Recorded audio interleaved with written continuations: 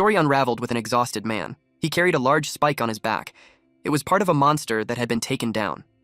They were told that if they don't finish moving everything before sundown, no one would get dinner, and those who are still breathing should keep moving.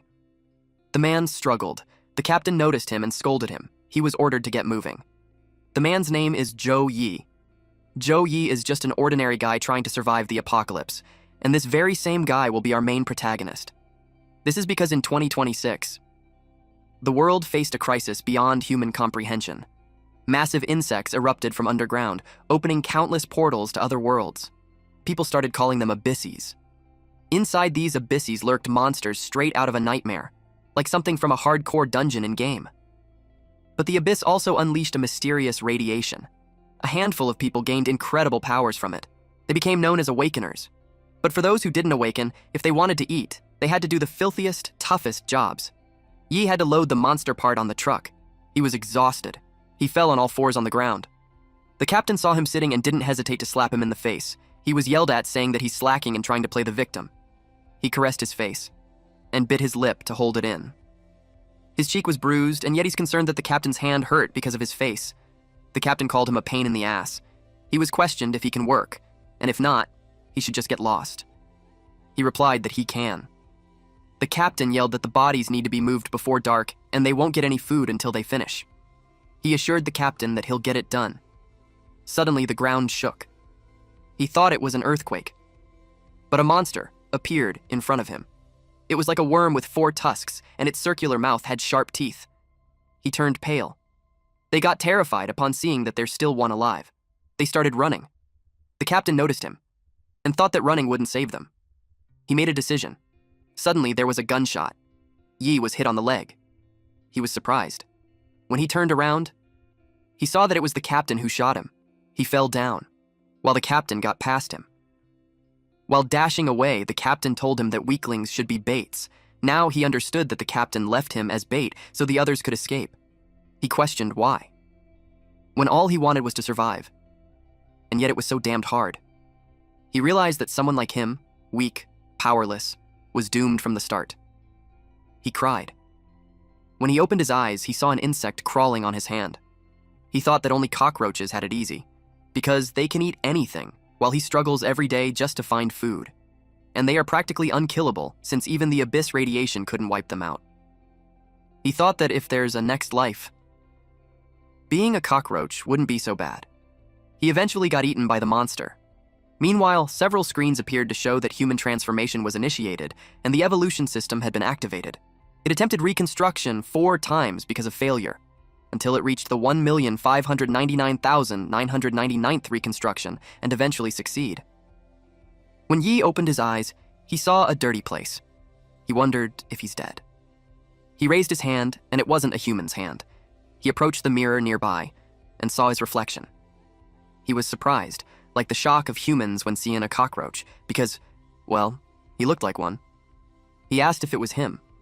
He couldn't believe that he actually turned into a cockroach. He was surprised to see his extra 2 arms, and what's even stranger for him is that it felt like they have always been there.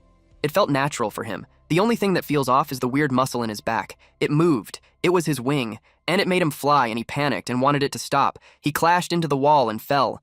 He realized that when he slightly tensed the muscles in his back, his wings moved on their own.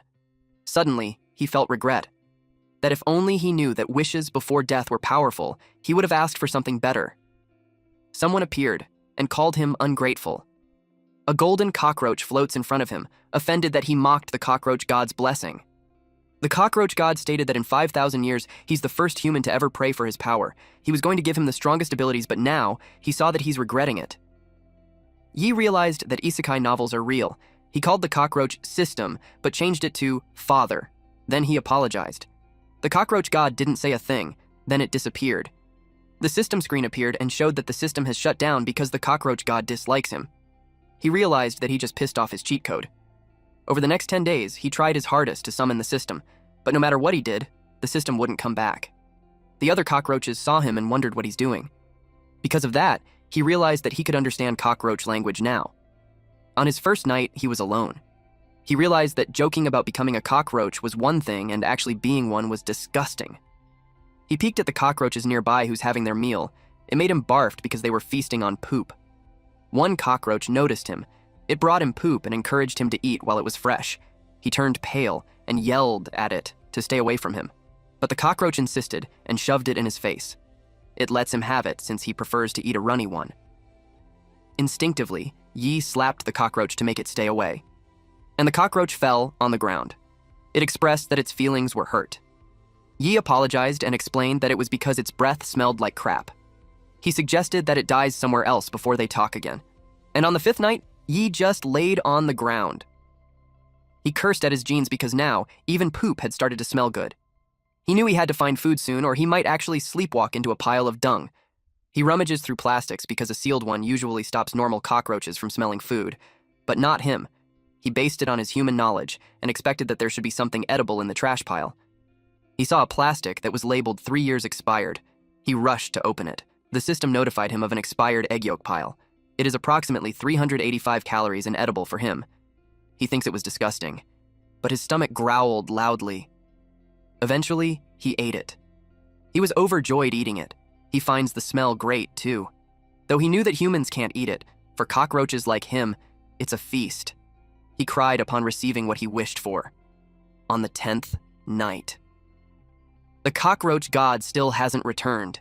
He thought becoming a cockroach would make the apocalypse easier. But reality slapped him hard. He felt miserable to the point that he considered ending it all. But as a cockroach, he can't die from falling, drowning, or even poison. His only option is finding a predator to eat him. But since he got eaten in his past life, just thinking about it hurts him to the point that it made him shudder. Which then forced him to keep living. He felt fortunate that cockroaches are social insects. He thought that if he could dominate a colony and become king, he'd have a better shot at survival. It made him think that he didn't need a system, and with just his human intelligence, he'll thrive. He started with the one beside him whom he called Little Fatty. He asked him if he wanted to team up, but it aggressively rejected him since he can't even get fresh poop. He realized that in that world, power isn't about living comfortably, but being seen as someone who thrives. He knew that he needed an opportunity to prove himself. On his 20th day as a cockroach, that chance finally came. One muscular cockroach announced to his fellow cockroaches that, starting that day, they are moving into a better feeding ground. They could either come with them or stay and wait for predators to eat them. One of the listeners cried that they no longer have poop to eat. In Yi's mind, those cockroaches are worse to lead. Then the cockroach bawled his eyes out while expressing that he's scared to go outside. He saw the other cockroaches and wondered why they looked terrified. He wondered if it's because they are that lazy. The muscular cockroach asked if there's anyone volunteering to scout ahead. He told them to speak up. But everyone was dead silent. He didn't participate since he doesn't even need their poop to survive. But the system appeared and told him that the cockroach god says that if he accepts the mission, he might be forgiven. Without second thought, he raised his hand and volunteered to lead the charge. Little Fatty was in awe of how brave he is. He had a grin on his face as he thought that his cheat code was back. A few moments later, they hid behind the grass. They had to cross the dam and he thinks it's easy. But the little fatty was scared and told him he knew nothing. He shared that every time food runs low, the big cockroaches send the little ones to scout new spots, and that would make them a walking buffet for predators. He yelled that they could all die. Yi realized that it was a suicide mission. It made him think that the cockroach god is screwing with him by sending him to die as a sacrifice. He yelled that he's backing out. And thinking about it, he had a way to keep them fed. Little Fatty looked scared. Yi was confused with his reaction. Little did he know that the big cockroach was behind him. It asked where he's going. Then it told him that beyond the dam, there are monster corpses waiting to be eaten. So first come, first served, he realized that cockroaches have evolved to eat interdimensional monsters. One cockroach exclaimed that it's amazing. It was like having free food forever. Yi told the big guy that he's on a diet and they should go ahead. The big cockroach looked at him suspiciously. Then, it moved swiftly and grabbed him on the neck. It told him that if he doesn't want to scout, he will become dinner instead. Yi now knows that even bugs adhere to survival of the fittest. Back when he was human, his team was sent to scavenge because they were weak, disposable bodies. The leader told them that searching for food is a privilege. He could see that leader in this big cockroach. It threw him on the ground and told him that he should be thanking him for giving him a chance to survive. It stomped his head. He was squished on the ground. He knew he had to get his cheat code back, because being able to eat anything won't cut it. He was determined to be stronger. While crossing the dam, he instructed his brothers to spread out and move ahead. He ordered them that if anything happens, they should alert the group. He told the little fatty to stop clinging on him, but it was too scary. Yi looked ahead. He got too concerned because they aren't anywhere near a river, and yet there are wave barriers. The big cockroaches were relieved that they were halfway through and nothing had happened. They were ready to get moving because they couldn't let those brats take all the good stuff. They came rushing by flying, thinking that if there's danger, the brats would get eaten first. Yi was annoyed that they could fly, and yet they ordered them to scout. He called them cowards. Suddenly, he noticed something from the back. He saw large red eyes. He felt scared. Then he thought it was stones, but realized that those were toads. The other cockroaches cried. The toads pushed out its tongue as the cockroaches ran in panics. One cockroach yelled to run, scatter, and fly. A cockroach was grabbed. It yelled loudly as it got chewed. Several more cockroaches got eaten. The system appeared to show that a predator had been detected. It analyzes its biological data and learned that it is a mutant toad. It's an amphibian that possesses powerful hind legs capable of leaping 20 times its body length. Its tongue extends at 4 meters per second, lined with barbed teeth coated in paralyzing mucus. Its weakness is that it cannot see stationary prey. Yi told everyone to stay still because they can't see anything that doesn't move. He instructed them to lie down and don't breathe. Suddenly, the cockroach god grants Yi a choice. One option is to follow the safe route and escape alive, and the other is to save a fellow cockroach and gain his first loyal follower on his path to become the cockroach king. He initially thought that he couldn't become king when he died. It was an obvious choice for him, until he heard little fatty wailing. With a terrified look in its eyes, it stared at him. He recalled his experience back then. The thing he wished for most, the thing he never dared to dream of, wasn't becoming a cockroach. He just wished that back then, someone would turn back and save him, even when death was certain. The cockroach god started the countdown. Yi longed for someone to save him. He grabbed Fatty and hurriedly flew away while lecturing him to be on a diet. Fatty expressed, "Bro, I love you!" Yi told him to shut up because his breath is distracting him. He got worried when it suddenly got dark. It was because they are headed to the mouth of a toad. He knew they were doomed. He looked at Fatty and made a decision. He threw him away from the mouth. Fatty turned around and saw him being eaten, and he was crushed. Suddenly, the system window appeared and informed him that he passed the test of the cockroach god. His selfless spirit had moved him. The system access was restored. He unlocked a new trait called Devour All Things. It was activated. Then he acquired new abilities like Sticky Tongue and Acidic Mucus. It was absorbed from the mutant toad. Suddenly, the toad exploded. Yi gained a special reward: a foot step out of the toad's body. Yi was notified that Blind Body has been unlocked. He's in a human form covered with green toad blood. The cockroach god uttered that even in direst of situations, he upheld righteousness, so he is worthy to be his successor. Yi asked if it meant that he won't have to stay as a cockroach anymore. The cockroach god explained that a cockroach is little strong, and that means it's indestructible. Given that he's already indestructible, he shouldn't worry about the form he takes. Yi admitted that he sucked in Chinese school, so he requested him to put that in plain words. The cockroach god yelled at him, saying that it means he can keep his human form while having the power of immortality. He celebrated that he's no longer a cockroach. He jumped up high as he rejoiced. The cockroach was impressed with him, since few humans ever show compassion for bugs, yet he saved his companion. When he landed from his jump, he felt something underneath his foot. When he removed his foot, he saw little Fatty squished. The cockroach god got annoyed that he just stepped on the companion that he just saved. That got Yi worried because he turned human again, because he saved little Fatty, and now that he squished it, he wondered if he'll turn back into a cockroach. He tried to calm down.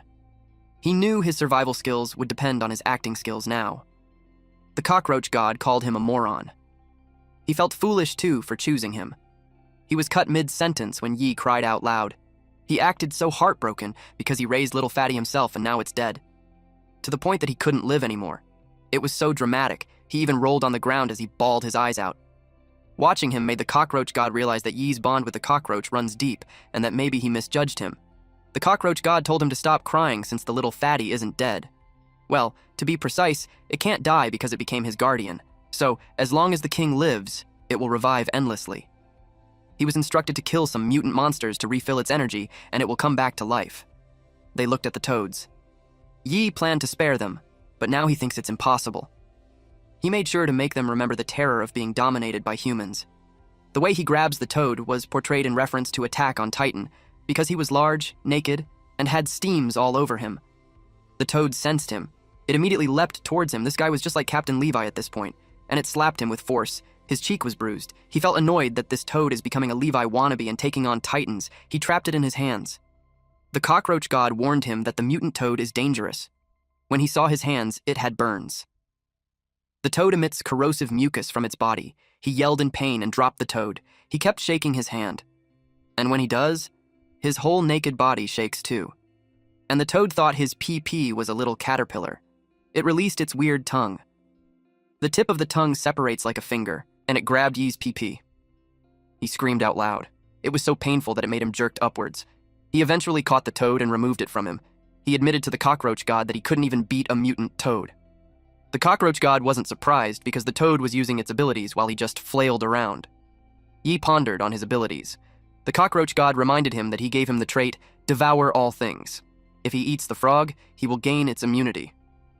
The cockroach god carried the toad towards him while saying that when he devours everything, he shall ascend to godhood. He asked if he could cook it first, but the cockroach god shoved it in his mouth while telling him to swallow it raw. Yi craved power, but the moment his tongue touched the toad, over 10,000 taste buds screamed in agony. It was revolting. He vomited and expressed that he couldn't do it. The cockroach god told him that if he won't do it, he'll die since he's already surrounded. As if on cue, all the toads jumped towards him. He panicked. But then he wondered why he's whining when before he worked himself to death and couldn't even get a bite to eat. He realized that now food is literally being served to his mouth. He wondered why he's still complaining. He ate the toad. The system screen showed that devour all things are activated, and it detected the traits of the creature. Yi acquired corrosive mucus, frog leap, and elastic muscles. After that, he looked enlightened. He told the toads that their tricks are useless now. It was funny how he attacked them like he's performing gymnastics. When he defeated all of them, he uttered that invincibility is such a lonely existence. All of a sudden, a light blinded him. He covered his eyes. The light came from a military vehicle. One soldier announced that they found a naked weirdo doing unspeakable things to the toads. Yi asked them if they were there to rescue him. But in a blink of an eye, the order to execute was given. He was shot with dart arrows. A few seconds before this encounter, the military trucks lined up in front of him. He saw the badge on it and identified that it was the extermination squad. He had heard of them in his past life. They are humanity's strongest resistance force in the apocalypse. Every member is an elite awakener. They hunt down monsters on the surface and deep inside the abysses, track new abysses in real time, and maintain order around the cities. It was said that people living under their protection have already returned to a peaceful pre-disaster life. Running into them made Yi think that he thought that he's going to be rescued, but to his surprise, he was shot. He fell. The soldiers prepared for capture. They approached him, but were surprised that he moved. His body trembled as he tried to stand up. Elastic muscles have been activated, which means he can control every muscle in his body, allowing him to dodge attacks with agility. Because of that, the dart arrows fell from his body. The soldiers deemed him to be dangerous. They assumed combat positions. Yi raised his hand and begged for a chance to explain. The soldier ordered to aim and fire, but someone told them to stop. They turned their heads. A woman sitting on the roof of the military truck told them to capture him alive. It was their captain. Yi is starting to get annoyed and questioned if those guys can't understand human speech. The wheel of a vehicle got moving. Several bikers appeared, and they surrounded Yi. They had roped with them, and they threw it at Yi. It was tied to his neck, arms, and feet. Then the bikers accelerated, dragging him with them. He was suspended in the air as the bikers went in 5 different directions. He yelled out loud when he felt that his body was being ripped apart. His veins appeared on his skin. He activated corrosive mucus. It secretes a highly corrosive mucus across the skin's surface. The captain noticed it. The rope melted, and he was free. While the bikers all fell from their bikes, the captain realized that he's an awakener too. She ordered to catch him. They all chased after him. The green-haired soldier grabbed onto his torso, but he was able to break free. When the soldier saw his hand, it was steaming because of the acid. He finds it interesting. Another soldier attempted to catch Yi. It jumped up high and tried to punch him, but Yi was able to dodge it. He punched the ground instead and debris flew everywhere. Another soldier, this one holding a baseball bat, came in front of Yi. Yi had to slide on his knees and bend his upper back to evade its swinging. He looked for his cheat code. The system activated frog leap. He was impressed. When he looked behind him, he was already at a great distance from them. He mocked them for not being able to catch him, but unexpectedly, he tripped and fell. A purple rope was tied to his ankle. The waifu candidate captain, who was just sitting there, did that. She asked him if he really thought he escaped. Our boy was alarmed. He thought he was already safe. She reeled him in. More ropes came out of her finger, and it wrapped around the whole body of Yi. She jumped down, tightened the rope, and stepped on him. She attached it to the motorbike, and she drove away, dragging him behind. Yi yelled, "Spare me!" and they zoomed away. At the Stronghold City. The Vermilion Bird Gate opened when someone announced that Vice Captain Eileen had returned. She told them not to open it too wide because they don't want monsters getting in. She slid inside, and once in, she stopped. They brought Yi to the Extermination Squad prison. Walking beside Yi are two women wearing a lab coat and Eileen in front. He told them that he's harmless, and that since it's apocalypse, being naked shouldn't be a crime. The woman on the right was surprised that he could talk. She uttered that he's different from the last 12. Eileen told them not to let their guard down. She stated that over the past week, 12 unknown refugees showed up. Same story every time. All naked, all grinning like idiots, and completely mute. The tests say they're just normal humans, but she admits that something about them feels not human. The woman on the left suggested just killing them all to save them trouble. The woman on the right replied that if they start executing people just for being mentally impaired or ugly, they would be the same as the monsters outside. She told her to quit complaining, and that the gene test will be out tomorrow. He realized that he got arrested just because he matched the profile of those 12 weirdos. Then he thought about the gene test. He asked the Cockroach God if they could detect them using it. The Cockroach God asked what it was. Yi knows he's screwed. The door opened. Eileen told him that whether he's a pervert or just part of the 12, he should just sit tight and behave. He asked why the lights were out. The woman noticed some vacant chairs. She asked the other woman if she moved the prisoners somewhere, because there's only one left there. The ponytailed woman replied, no. She was surprised to see that the others are gone. The prisoner that was left sat quietly. Eileen sensed something. Then they saw that the head of the prisoner expanded. They were all shocked to see them all floating on the ceiling. Yi asked what it was. The prisoners' heads were like balloons, and it kept them floating. What's more is that they have this creepy expression on their faces. Yi was terrified. Behind him, the tied prisoner roared, and its skull started breaking open. Then something came out of it. Yi and the ponytailed researcher turned around. They saw a monster that looked like a tree with mushrooms on its head, 3 eyes, spiky mouth, and had vines. The vines wrapped around them. Then it targeted Eileen. She leapt to avoid it. She realized that it was the true form. The researcher grew bumps on her body. It multiplied instantly. Boils covered her. Yi too. He's also confused about what's happening. The Cockroach God told him that he's been parasitized. He instructed him to chew on the pores at once, or else he'll turn into a zombie. The monster yelled that it wanted to have his body. Eileen was surprised that it talked. She had never seen a species like that before. The researchers moved like zombies. It went to Eileen. Eileen planted her rope on the ceiling and pulled herself up to avoid them. In her head, she complained that dealing with parasite-type monsters is always a pain. She can't just rush in and punch it. She knew that her abilities were practically useless there, and she doesn't have any magic crystals on her. She then noticed something on the table. There were scalpels. She grabbed one and threw it. The monster saw it and moved its vines. It used the researchers as a shield. Eileen was surprised. She had to pull back her rope. It was an emergency stop, otherwise she would have hurt the researcher. The monster teased her for being cowardly. Meanwhile, Yi was concerned because he couldn't eat it fast enough. It was drilling into him. The Cockroach God told him to stop whining and swallow it already. He swallowed. The system notified him of devouring the parasitic spore, which led him to acquire parasite resistance. His resistance increased to 45%. Eileen grabbed the other scalpels and told the monster that it's the coward for hiding behind hostages. She threw the scalpel. The monster told her that her actions are useless. She asked if I was sure about it. She manipulated the scalpel to go around the researchers.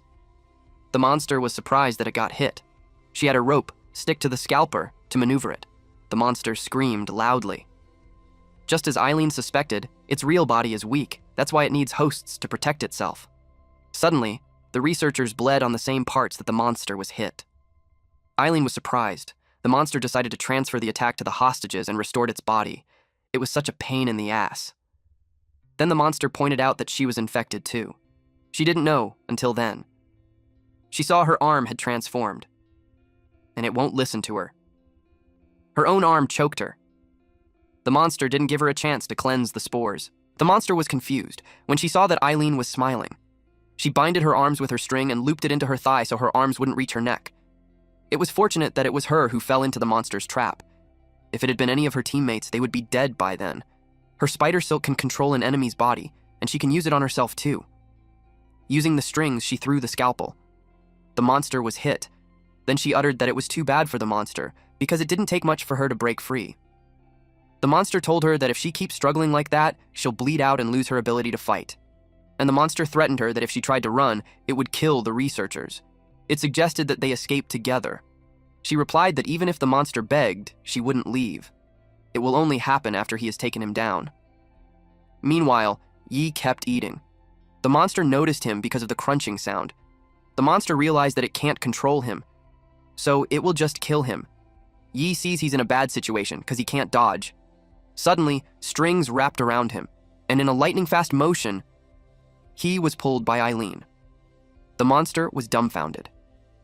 Yi screamed out loud. He thanked her for saving his life. He landed below her. His nosebleed and cheeks turned red when he saw her underwear. Eileen was speechless. She realized that he's not one of them and he was just a shameless pervert. He replied that he kept telling her that. She told him that since the monster can't take over his body, they have two options. Either they both die there, or she holds the monster back while he seeks for help. Our MC was speechless. He didn't like it, so he chose option C. Eileen asked what the hell is it. He replied that they would team up and blow that ugly mushroom to bits. She couldn't believe how eager he was to throw away his life.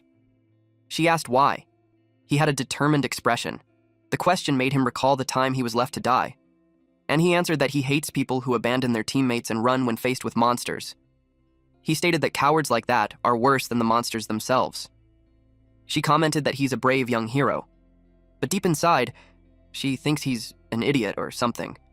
But in reality, Yi was already prepared, because the system told him that the monster's real body is weak, and if he's already immune to parasitism, he can take it down easily.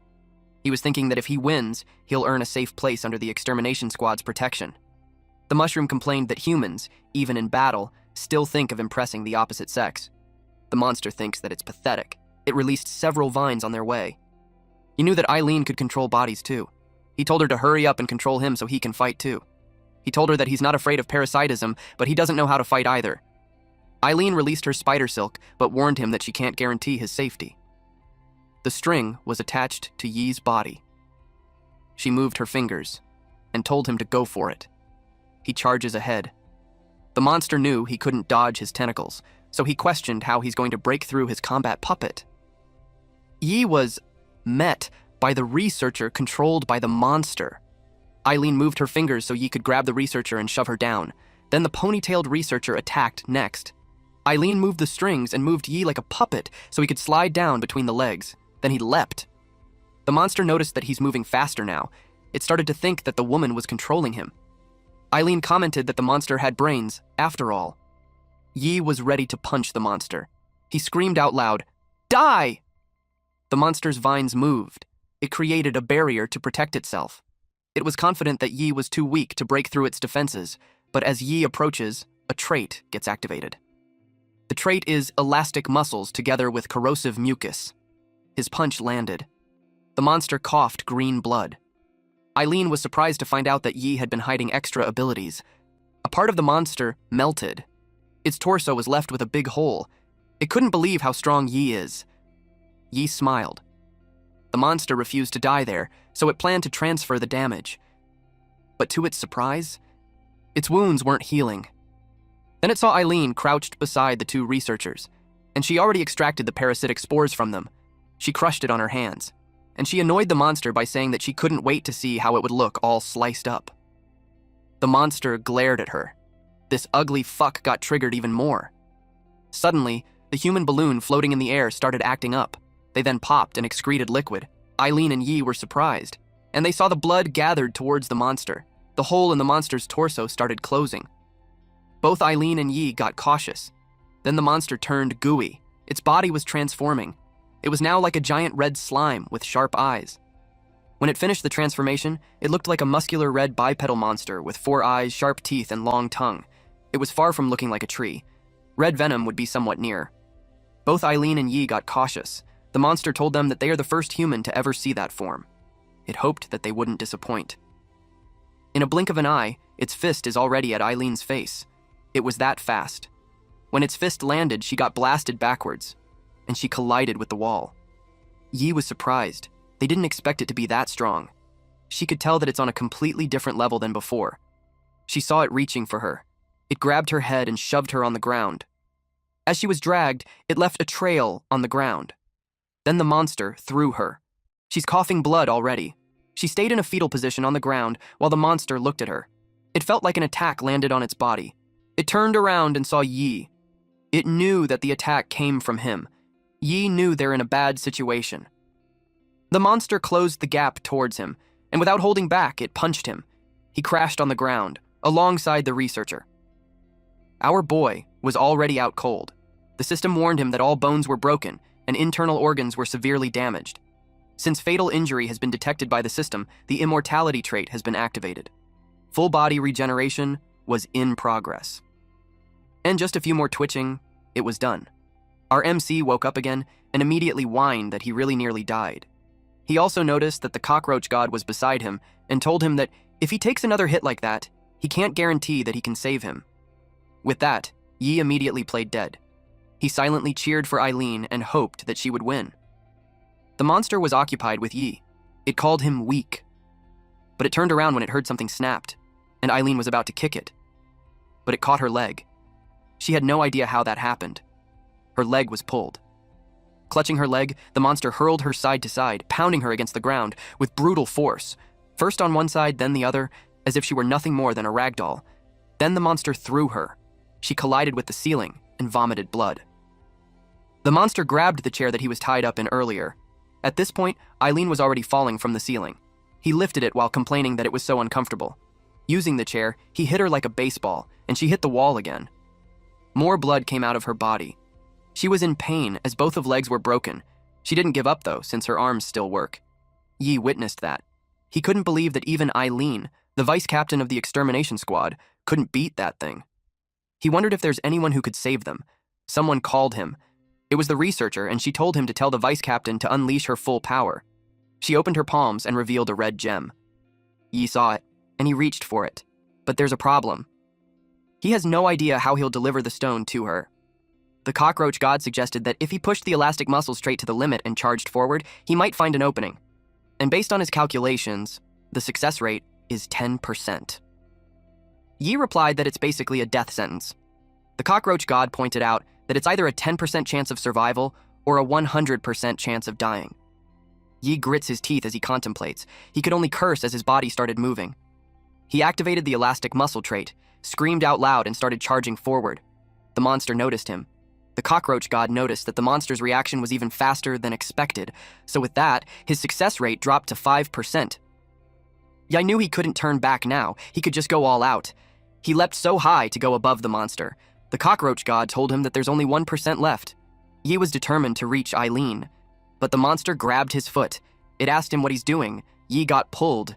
The cockroach god uttered that it's now 0%. Yi was smashed on the floor. The impact was so powerful that he created a dent on the ground. The monster was about to step on him. But Yi has a determined expression and believes that he hasn't reached 0% yet. He knew that the position was his last chance. He threw the stone while yelling at Eileen to catch it. Then the monster stomped on him and called him weak. But it got surprised and realized that there was a problem. Its foot didn't reach Yi's head because Yi had been protected by spider silk. The monster turned to Eileen. And this badass waifu number 1 acknowledges that Yi risked his life just to get the crystal to her. She was seriously touched. Her legs were patched up using the spider silk. This is her using a lot more of her ability now. She released more of it through her fingers. Then she wrapped the monster with it and pulled the strings. It made the monster fall on the ground. Her hand transformed into a blade. She calls it Spider Snowblade, unsheathed. Then she slashed the monster using that. But it disappeared. That surprised her. Suddenly, it towered over her. Then it stated that humans who can wield their power are still too weak. It grabbed the blade and snapped it in half. Then it grabbed her by the neck and pierced her torso using the detached part of her blade. Yi watched it happen. She laid motionless. Yi felt hopeless. The monster was about to stab her again. Unexpectedly, its hands got chopped off instead, and a long brown-haired guy carried Eileen. It angrily looked back. Yi was surprised too. A large, bulky man walked away from the monster. 2 more people arrived. The monster inquired who they were. There was a silver-haired woman with eyeglasses and a tall, maroon-haired man with brown cape. And the last would be the large, muscular, brown-haired man that carried Eileen. They all wore the same uniform. The woman saw the researchers on the ground. She checked their body and said that they're in a bad shape since their organs, bones, flesh are all a mess. She knew she had to treat them at once. This woman is the captain of the Extermination Squad 10, Haley. The large, muscular, brown-haired man is the captain of Extermination Squad 2, Philo. He assured Haley that no monster would get past her to hurt her. The chief commander, Corey Virayon, told them that he'll take care of playing with the monster for a bit. He was amused that this one could talk, because that's rare. Eileen woke up and weakly reported that the monster was different. She told him to be careful. The chief replied that she has nothing to worry because he's built differently too. Haley told them to shut up because she needs absolute silence for the treatment. She used a green stone. A root came out of the ground. She used the technique runic revival and enveloped the researchers with a large flower each. Philo placed Eileen on the flower too. Even Yi was engulfed with the flower. He was confused to see the flowers. He felt warm, like he's soaking in a hot spring, and it's making him want to close his eyes. And he did. Until the cockroach god appeared and yelled at him not to pass out. It even injected him with adrenaline. He immediately woke up since it was burning. Haley saw him and got confused because the treatment shouldn't hurt. The cockroach god told him that he's lucky. It advised him to open his eyes and witness the peak power of the era. Corey Virion introduced himself to the monster, and since it can understand human speech, he invited it for a talk. The monster replied that they don't talk to food. It made Corey confused. Suddenly, Corey noticed blood spilling from the cracks on the roof. This really got his attention now. It kept dripping, and it eventually formed a shape. It was the captives that the monster devoured. That became its army, and it claimed that all of them will die there.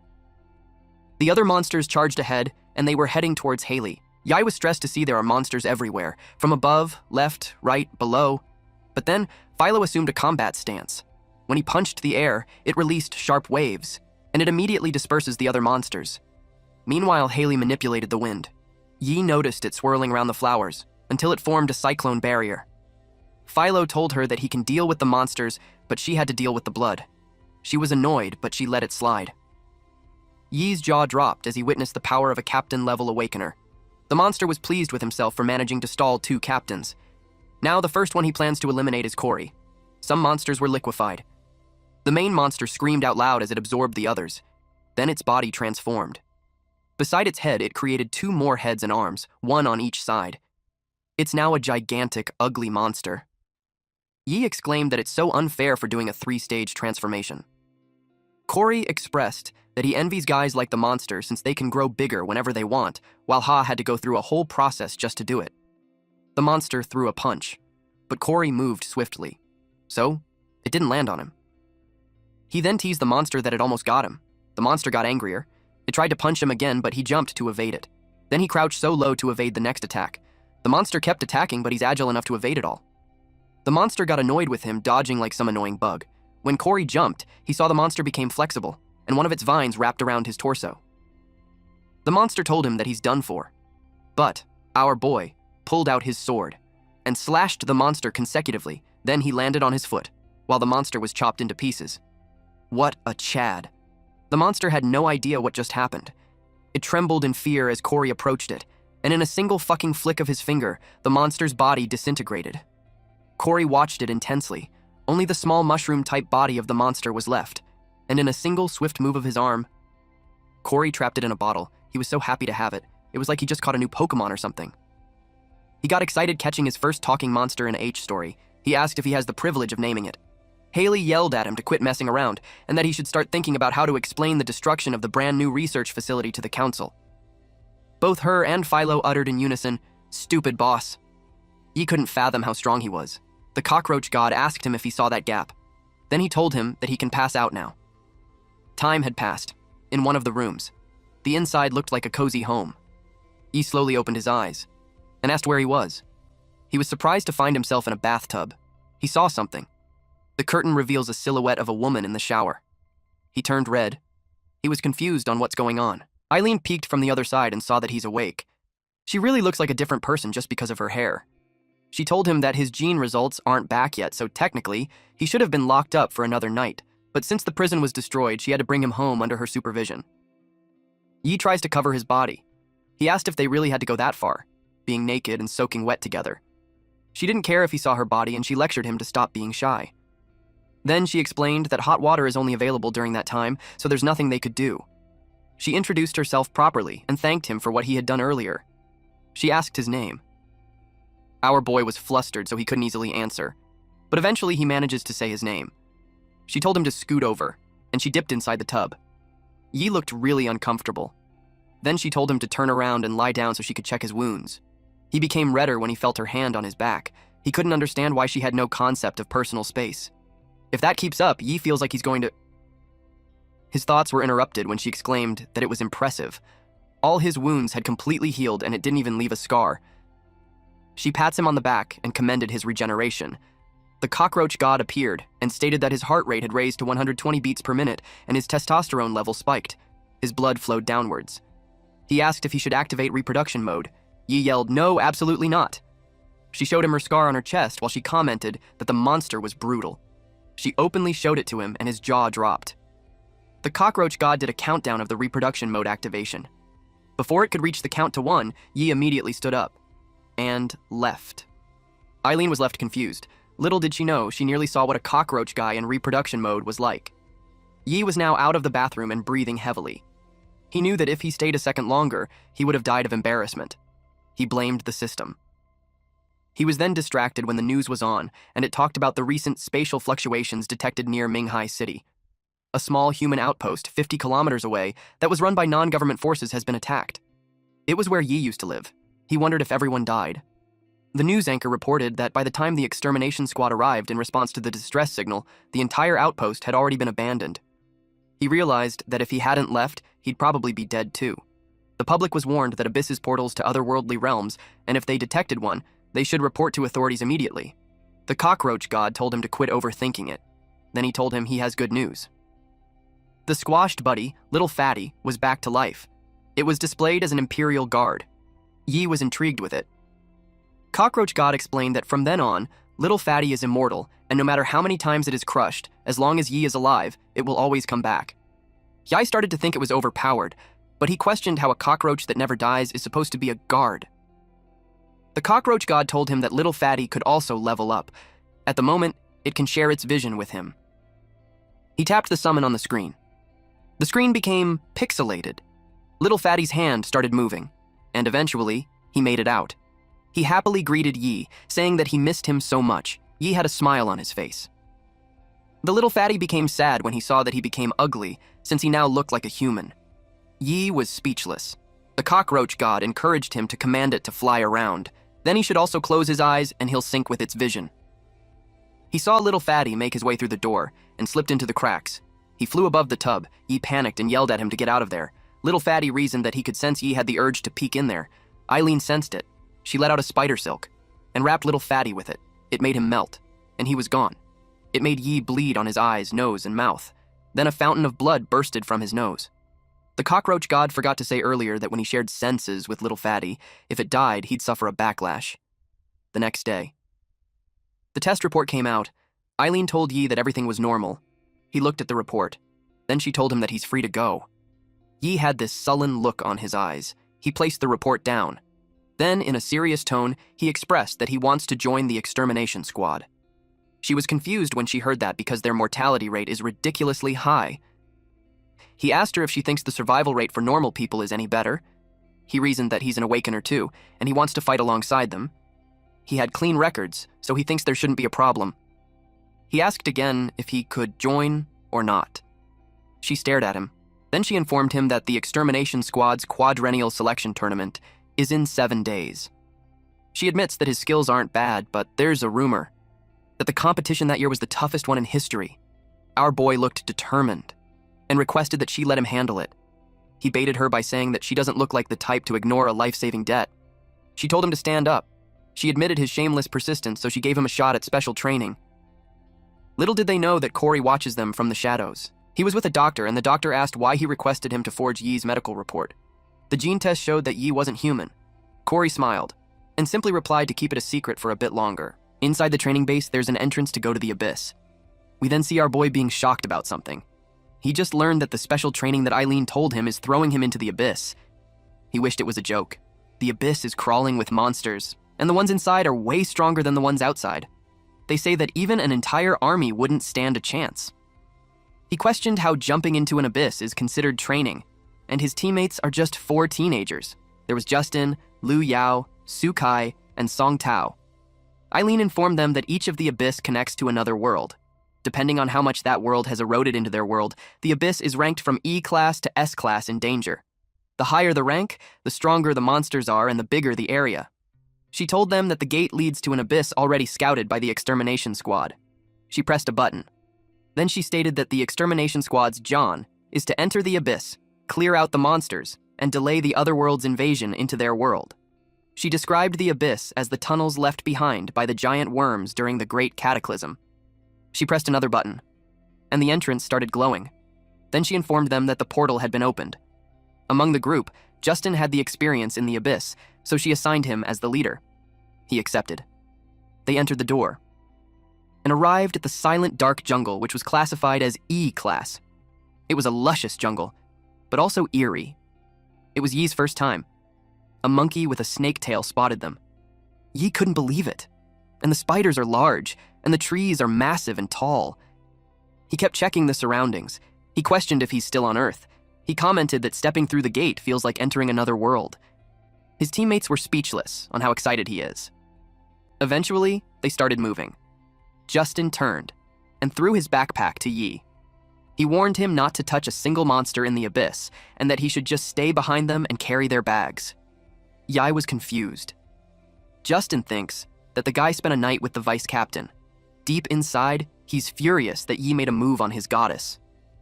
Yi was silent. Justin even got annoyed seeing him react like that. He asked if he didn't want to. But actually, Yi was happy because not touching anything would mean he's safe. He enthusiastically carried their bags. Justin was left dumbfounded, while Yi celebrated his safety. Justin thinks he has a loose screw in the head. Yi approaches the others to get their bags. The first one was the only female in the group, Yao. She coldly replied that she got it, and then they walked away. Deep inside, Yi couldn't understand why he's forbidden from hunting monsters. He thought that it wouldn't do any harm, until he saw how awakeners fight in the abyss. Yao used Heavenly Curtain Thunder Wrath. It electrocuted monsters in a wide area. Then Justin swung his sword and cut several monsters at once. The Awakeners' crystal weapons absorb monster abilities when they kill them in the abyss. It's like gaining experience in the game. And the more they kill, the faster they level up. Eventually, he learned that even the best Awakeners in his age group get exhausted from constant fighting. Justin had already killed 310 monsters, and he finally leveled up. But Yi was built differently.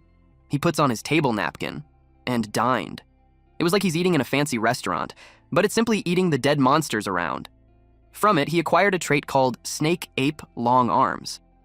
Basically, he doesn't need to kill monsters. He just eats a piece of them and gains their traits. He kept eating, and more traits had been acquired and boosted like toxic resistance, jungle adaptation, and sunlight affinity. His belly was full. He burped out loud as he lay on the ground with his belly bulging out. He made up his mind that if he joins the extermination squad, he's going straight to logistics. He felt so good watching the others fight while he grew stronger just by eating. The Cockroach god appeared and suggested that he should praise him. He raised his arms and waved. The exhausted Awakeners saw him. They were annoyed that they are fighting for their lives, and he's just having a buffet in the back, still in the silent, dark jungle. A monster ran.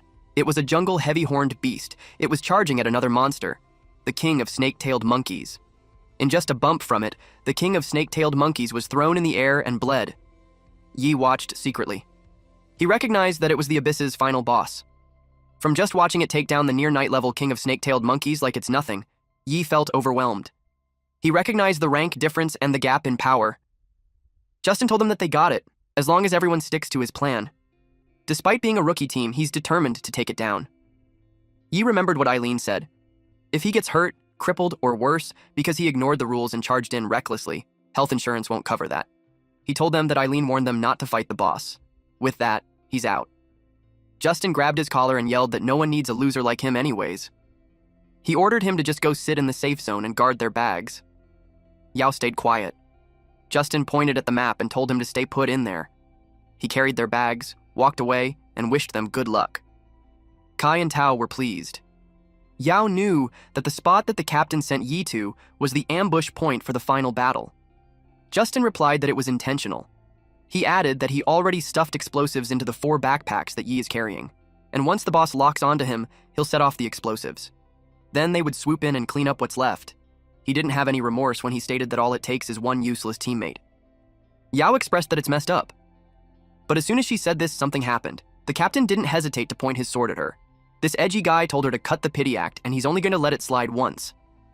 Back to our MC, Yi arrived at the so-called safe zone. To his surprise, the ground shook. He wondered if the fight was that intense for him to hear it all the way there. He sensed something. He turned pale. Something moved so fast, several monkeys ran past him. He was confused that it did. Then a tree snapped in half. He turned around and saw the boss monster running. Its sharp horn pierced Yi. He coughed tons of blood as the boss monster ran over several trees, until it hit the mountain. Yi questioned why it was there. At this point, his body was already pierced with its horn. The cockroach god detected fatal injury.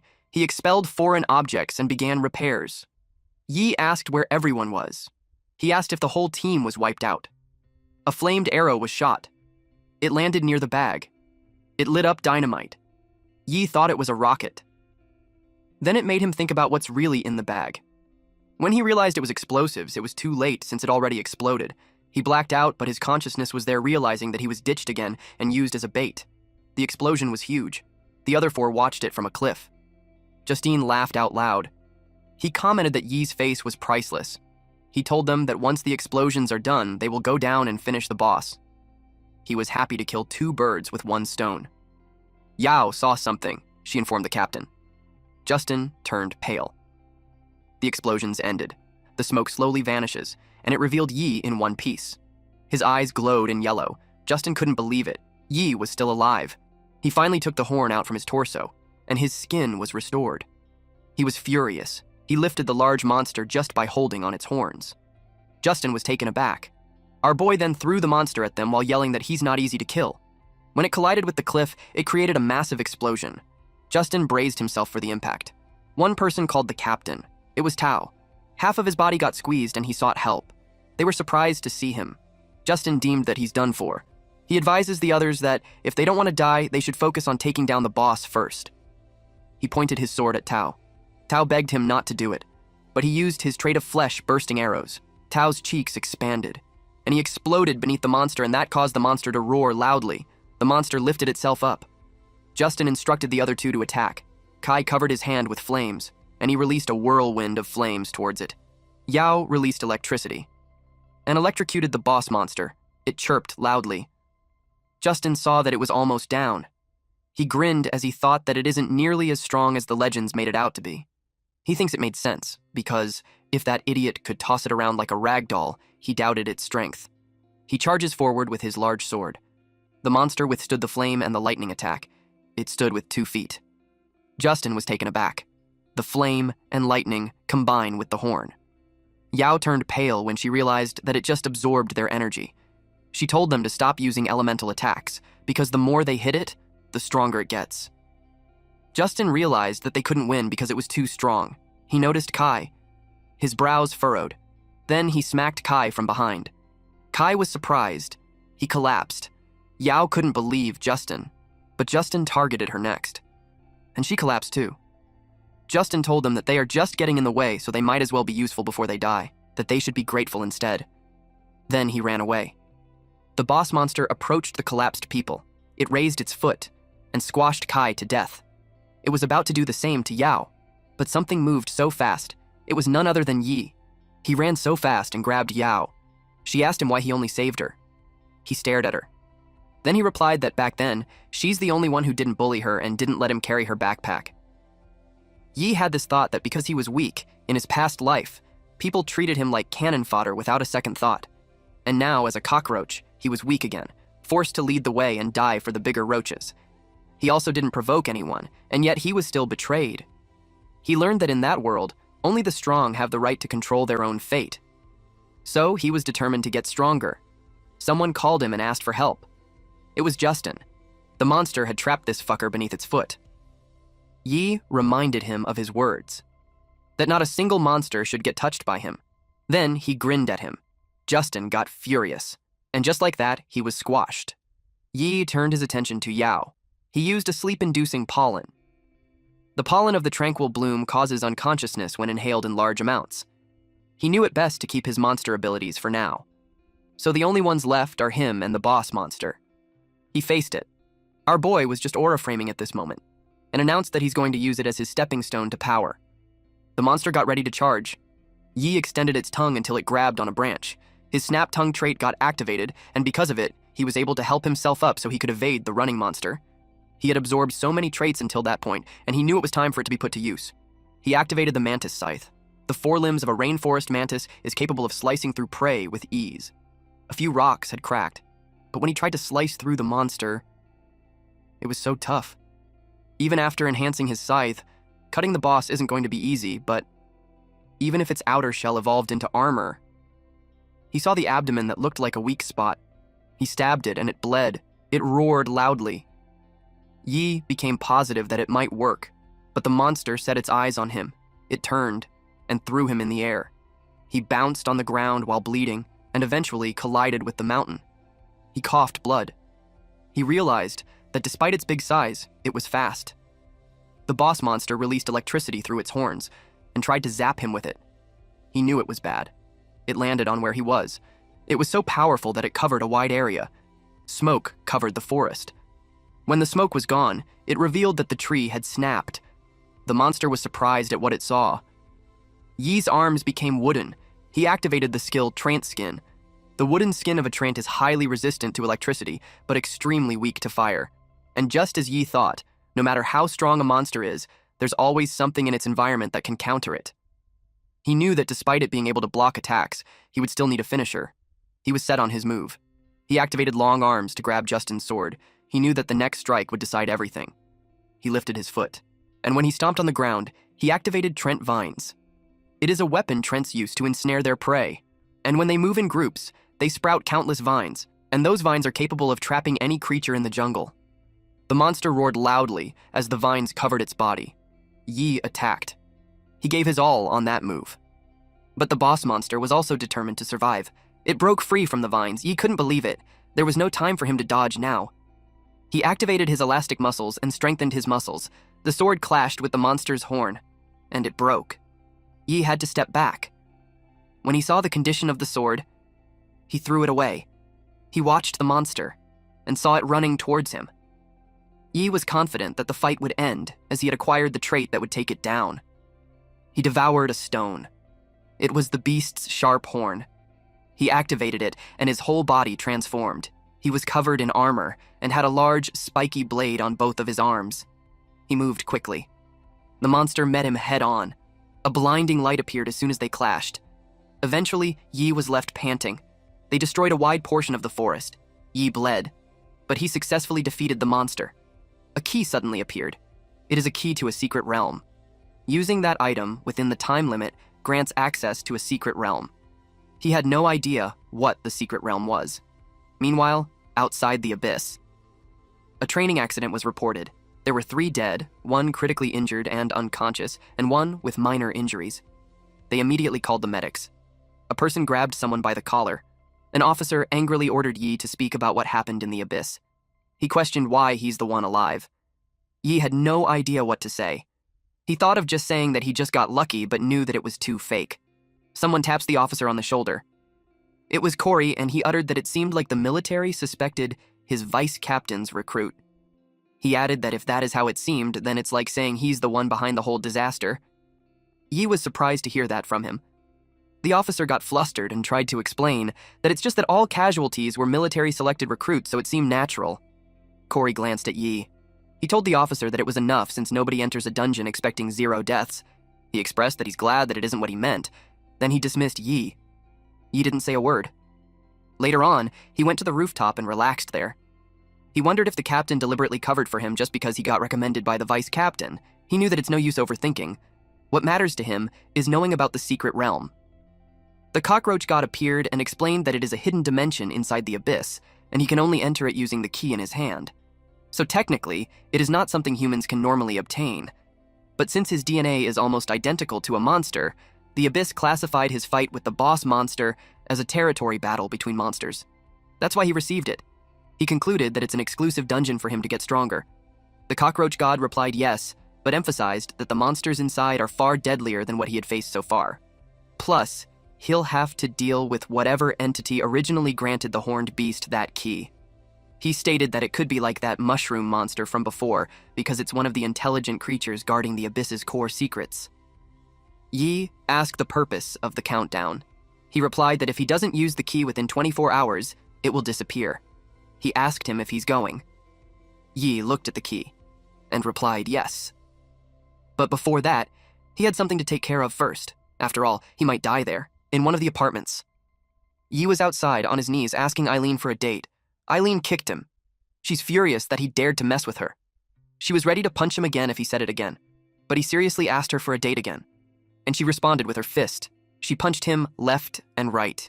He bled a lot. She dared him to say it again. Even with the swollen cheeks and black eyes, he said it again. She pouted as she saw the look in his eyes.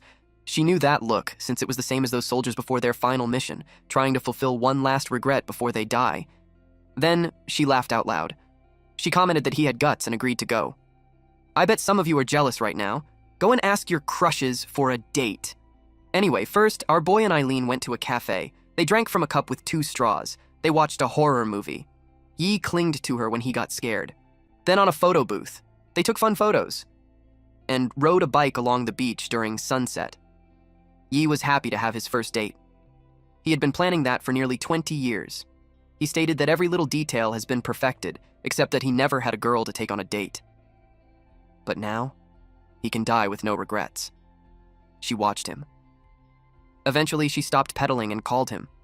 Eileen told him that she had seen so many faces of soldiers before they died, and no matter how many final wishes they fulfill, nothing beats staying alive. She admits that she might not know what happened to him in the abyss, or what's going on in his head, but she told him that instead of planning how to die without regrets, he should live so that in that way, he might actually get the life he wants. Yi was taken aback with her words. He was silent, and after a few moments, he replied by saying thank you. She hoped that next time, he will have the courage to ask her out again. At nighttime, the cockroach god was not pleased that the only thing he wanted was a date. Yi took out the key, and it cracked. A portal started to form. It opened. As he entered it, he knew the cockroach wouldn't understand. But it was his own way of closing a chapter on his past life, and with that, he's fully gone. The portal closed. He arrived in the secret realm, Darkwood Forest. Our boy can't believe it. In front of him is a giant snake-tailed monkey with a Guardian-class danger level. This was the same species earlier from the training ground, except its danger level was definitely higher. The old him would have run. But now, it's different. Yi activated his heavy-horned beast sharp horn. Then he charges forward. He looked like a bug compared to the humongous monster. In swift motions, he slashed its arm and made it bled. He went for its nape, but another one appeared behind and caught his leg. He was thrown and clashed with a tree. He groaned in pain. Several monsters of the same kind charged towards him. One monster caught him with both of its hands and ripped him in half. His upper body got separated from his lower body. Then he fell on a branch of a tree. Yi breathed heavily. He activated a sleep-inducing pollen, and the smoke covered the branch where he landed. Then he started growing his body parts. The undying skill got activated. He noticed that the monkeys were only slightly weaker than the jungle heavy-horned beast, but there were too many of them. Without the undying trait, the last hit would have killed him. He realized that he can't beat them in a head-on fight. Then he realized that the secret realm's environment is similar to the abyss, and it would mean that there should also be predators that counter those monkeys. He thought of how the monkey was taken down before. The pollen dispersed and the monkeys saw him on the branch. He planned to lure the monkeys into their predator's territory. He activated a frog leap. He jumped on the next branch while thinking that he still has a chance. The monkeys roared loudly and chased after him. He moved quickly until a monkey had grabbed his foot, but he targeted it, using corrosive mucus to escape its grip. Yi noticed something. He found what he was looking for. It was those spiders. It was called Giant Hunter Spider and its guardian class. Yi changed form. He looked like a bird. Then he activated white-tailed grouse feather. The spider noticed him. He flew to a branch above those spider webs. He had to disguise himself like that, a natural predator of spiders so it wouldn't attack him. He felt fortunate to have absorbed many traits from the past corpses, and now it's paying off. Then he noticed something. The monkey monsters that were chasing him got tangled, and the spiders slowly crawled down from the branches. The monkeys roared loudly. The spider extends its arms and stabbed it. The monkey was in agony. Its mouth was frothing. Yi watched them from the shadows. He saw how the snake-tailed monkeys are being overwhelmed by their natural predator. But he's aware that hunter spiders usually hunt by trapping isolated prey, and at the moment, a whole troop of monkeys just charged straight into their territory. The spiders hissed. The rumble started, and chaos like that is exactly what Yi needed. He activated Mantis Scythe. 2 spiders ganged up on a monkey, and Yi was coming towards them. He slashed the spider first, followed by the monkey. He strikes the stragglers and even the playing field for the weaker side so that the battle drags on. He chomped at a monkey's finger and swallowed its flesh. He used the chance to absorb traits. But nothing happened to his body. He asked why it wasn't working. The cockroach god called him an idiot for thinking that the power was that simple.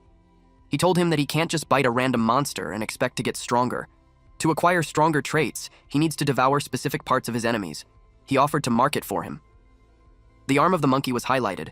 The screen showed him that the trait is located in the giant ape's biceps. He munched on it. Then he acquired the new trait called Snake Ape Long Arms, an upgrade to giant snake ape arms. He watched the chaos. In a chaotic battlefield, he knew that he would have plenty of time to keep evolving. He also acquired endurance enhancement and venomous spider stinger. He also got paralytic venom and paralysis resistance. When he was done eating, it was time for him to clean up. He slashed several monkeys at once. By the time he's done, it was dusk. He arrived at a certain place. The door was made out of stone and was fiery red. And behind that door is the boss's territory. He could feel that aura coming from inside, and it's insanely strong. He noticed something. Something was piled up on the side. He asked what it was. He took an orange marbuk. The cockroach god told him that it's the Secret Realms marble, which can be found in monster graveyards unique to Secret Realms. Basically, it's an ultra-rare magic crystal. Over the years, it has absorbed the residual energy of countless dead monsters. It contains an immense amount of energy. The cockroach informed Yi that he can absorb it all at once or use half its power to tear open a rift and safely exit the secret realm. He contemplated and thought about his options, to play it safe or to gamble everything for more power. But he knew that it's his best chance to evolve. And if he backs out now, he knew he might not get another opportunity like that. He hasn't faced the boss yet, so there's no way he's running away already. When he entered, he saw a room surrounded by fire, and in front of him was the boss monster, sitting on a throne. It was called the Heavy-Horned Beastman. The danger level is unknown. He was surprised that he couldn't see it, but even from that far away, he can feel the terrifying pressure. It was truly a secret realm boss. It spoke to ask him if he's the one who slaughtered its kin. Yi was surprised that it can talk. He realized that the kin it's referring to is the heavy-horned beast from the abyss. He wondered if these monsters have a society like humans. Then, in an instant, the boss monster charged at him, and the ground shattered. Flames erupted. The boss monster knew that it didn't hit its target. It also finds our MC strange. It was because our boy had already transformed and activated the giant snake money arm. The monster knew that the connection to that world hadn't even opened yet. He asked how a human like him was able to get in. Yi was shocked to find out that it was trying to connect the secret realm to Earth. Yi doesn't want to think anymore, so he just lets this boss monster talk. It glared at him, and in a blink of an eye, it punched him. Yi's eyes turned white as he coughed blood, and he collided with a pillar. The impact was so powerful that he created a dent on it. His torso was slit open. Undying skill immediately activated, and damage recovery started. The boss monster noticed him. When it saw the recovery speed, it said that Yi was more like them. It found it interesting. It decided to cut him open and study him. When it was about to strike again, Yi's dynamic vision activated and the perception of high-speed targets were enhanced. He saw the stake approaching. Yi watches it. Though the strength of this boss monster is terrifying, he could tell that its attacks are really simple. He evaded the attack and run to punch it. He knew that fighting up close would give him the edge. He activated corrosive slime. He wanted to get the boss monster's trait. But before he could reach it, it already smacked him away. The boss monster admits that the spear was a pain to use, and it prefers punching instead. Yi was on the ground and it punched him non-stop. Dust covered the area. It eventually stopped and the dust was cleared. Yi looked badly hurt, but the monster could tell that he's alive. Yi was thankful that the elastic muscles absorbed most of the hit. The boss monster took its spear. It expressed that it's boring now. It planned to stab him with the spear covered in fire.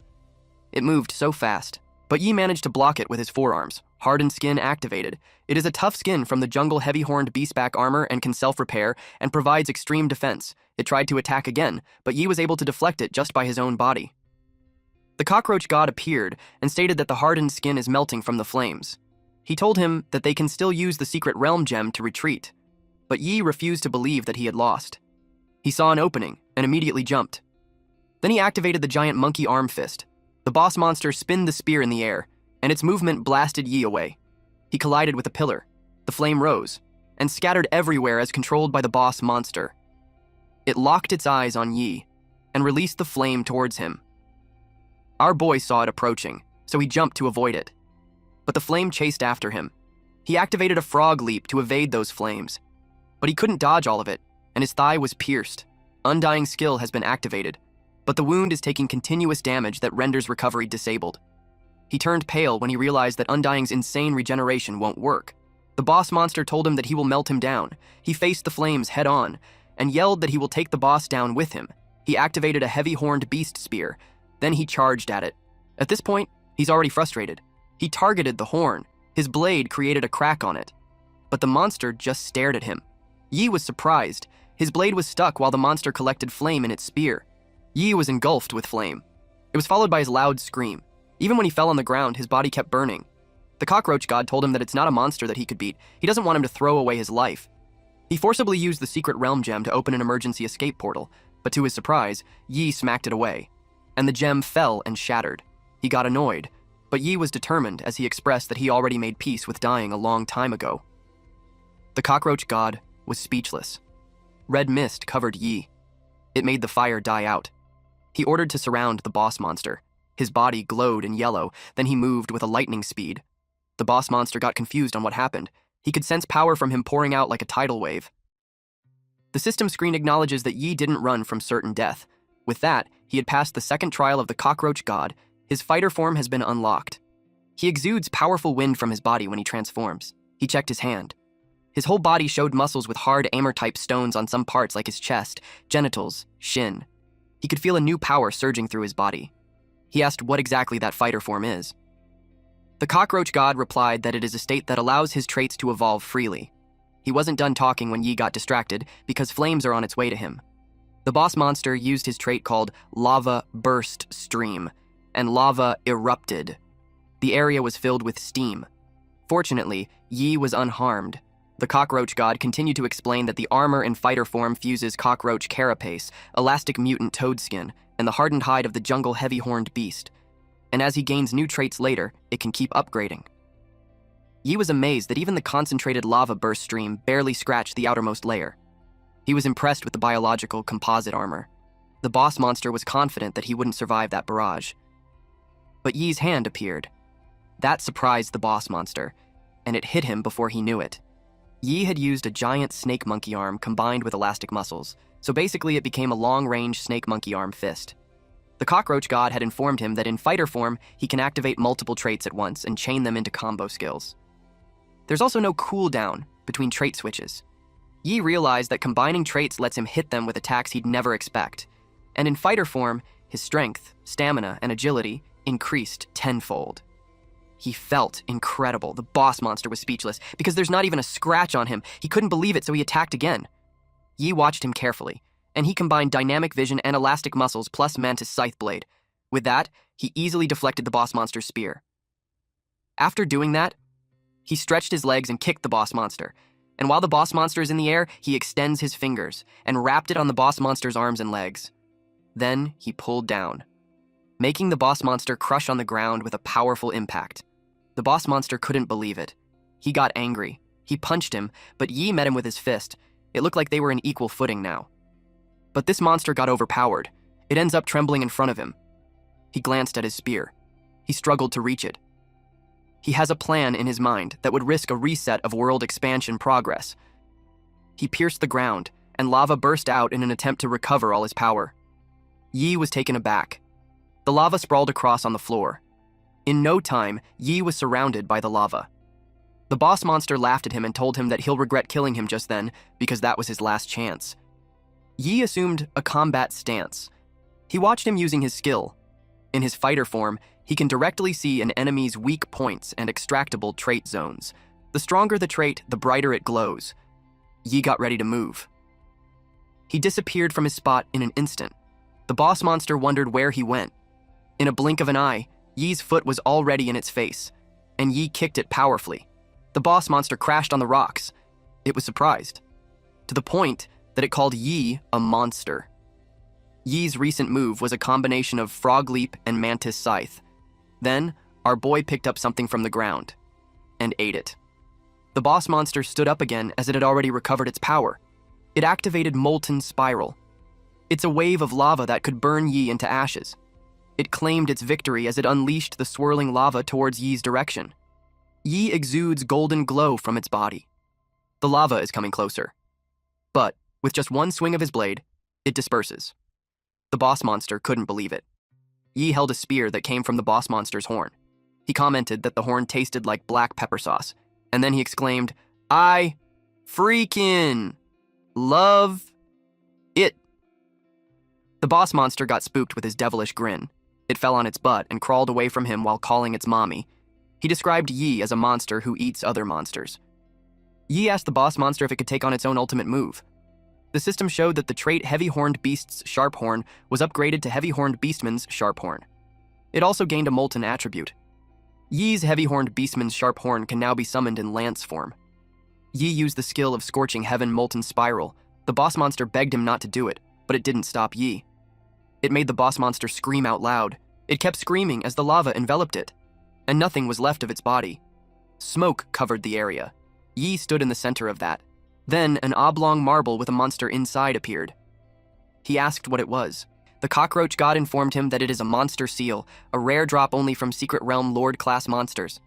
Using it unlocks the monster record for the Imperial Iron Guard, which allows transformation into that monster. Yi realized that Little Fatty would now be of use.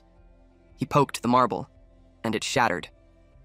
Then the screen showed that Fatty had obtained the Heavy-Horned Beastman record. Yi was prompted to summon the Imperial Iron Guard. He replied, yes. Fatty came out of the screen. It slowly transformed, and became similar to the boss monster earlier. Fatty was confused as to why Yi looked smaller. Yi was amazed at what he saw. His two-man army is becoming more OP. Then, Fatty knelt in front of him, and a screen appeared above it. It showed his race, a Heavy-Horned Beastman at a Guardian class. Even Fatty couldn't believe that it was his new form. He commented that it's ugly. The Cockroach god replied that the transformation isn't just on the external, because when Yi defeats stronger monsters and unlock their records, Fatty's power will scale with them too. Something snapped. It was the pillar behind them. It's falling on them. Fatty gathered strength, and effortlessly stopped the pillar from squashing them. Then it placed it on the side. It cried though, because it's now huge and can't fit on doors anymore, which made it think that it's already useless. Yi bonked it, and told it to pull itself together. It was expected to evolve while staying by his side, so he wanted to also see what it got. With that, Fatty lifted its hand and summoned a lance. Then it attacked. The same attack that sent him flying a while ago was just blocked by using his forearms. Our boy Fatty also didn't hold back as its lance released lava after the contact. Yi came out of it unscathed with steam on his body. He was surprised because not even the boss's flame attacks did that kind of damage. Cockroach God looked proud as it stated that Fatty doesn't need to spend energy for maintaining the secret realm, so it's currently at 100% Lord State. He takes pride in how strong the Imperial Iron God really is. Yi ordered Fatty to return. Yi was pleased that his strongest current trait, the Heavy-Horned Beast's Sharp Horn, had evolved again, and now it carries the Molten attribute. In addition to that, Fatty can transform into a heavy-horned beastman and can now fight head-on. He saved it to be his hidden card for turning the tide when needed. He had risked his life to do whatever he can, and now he's about to face the selection tournament.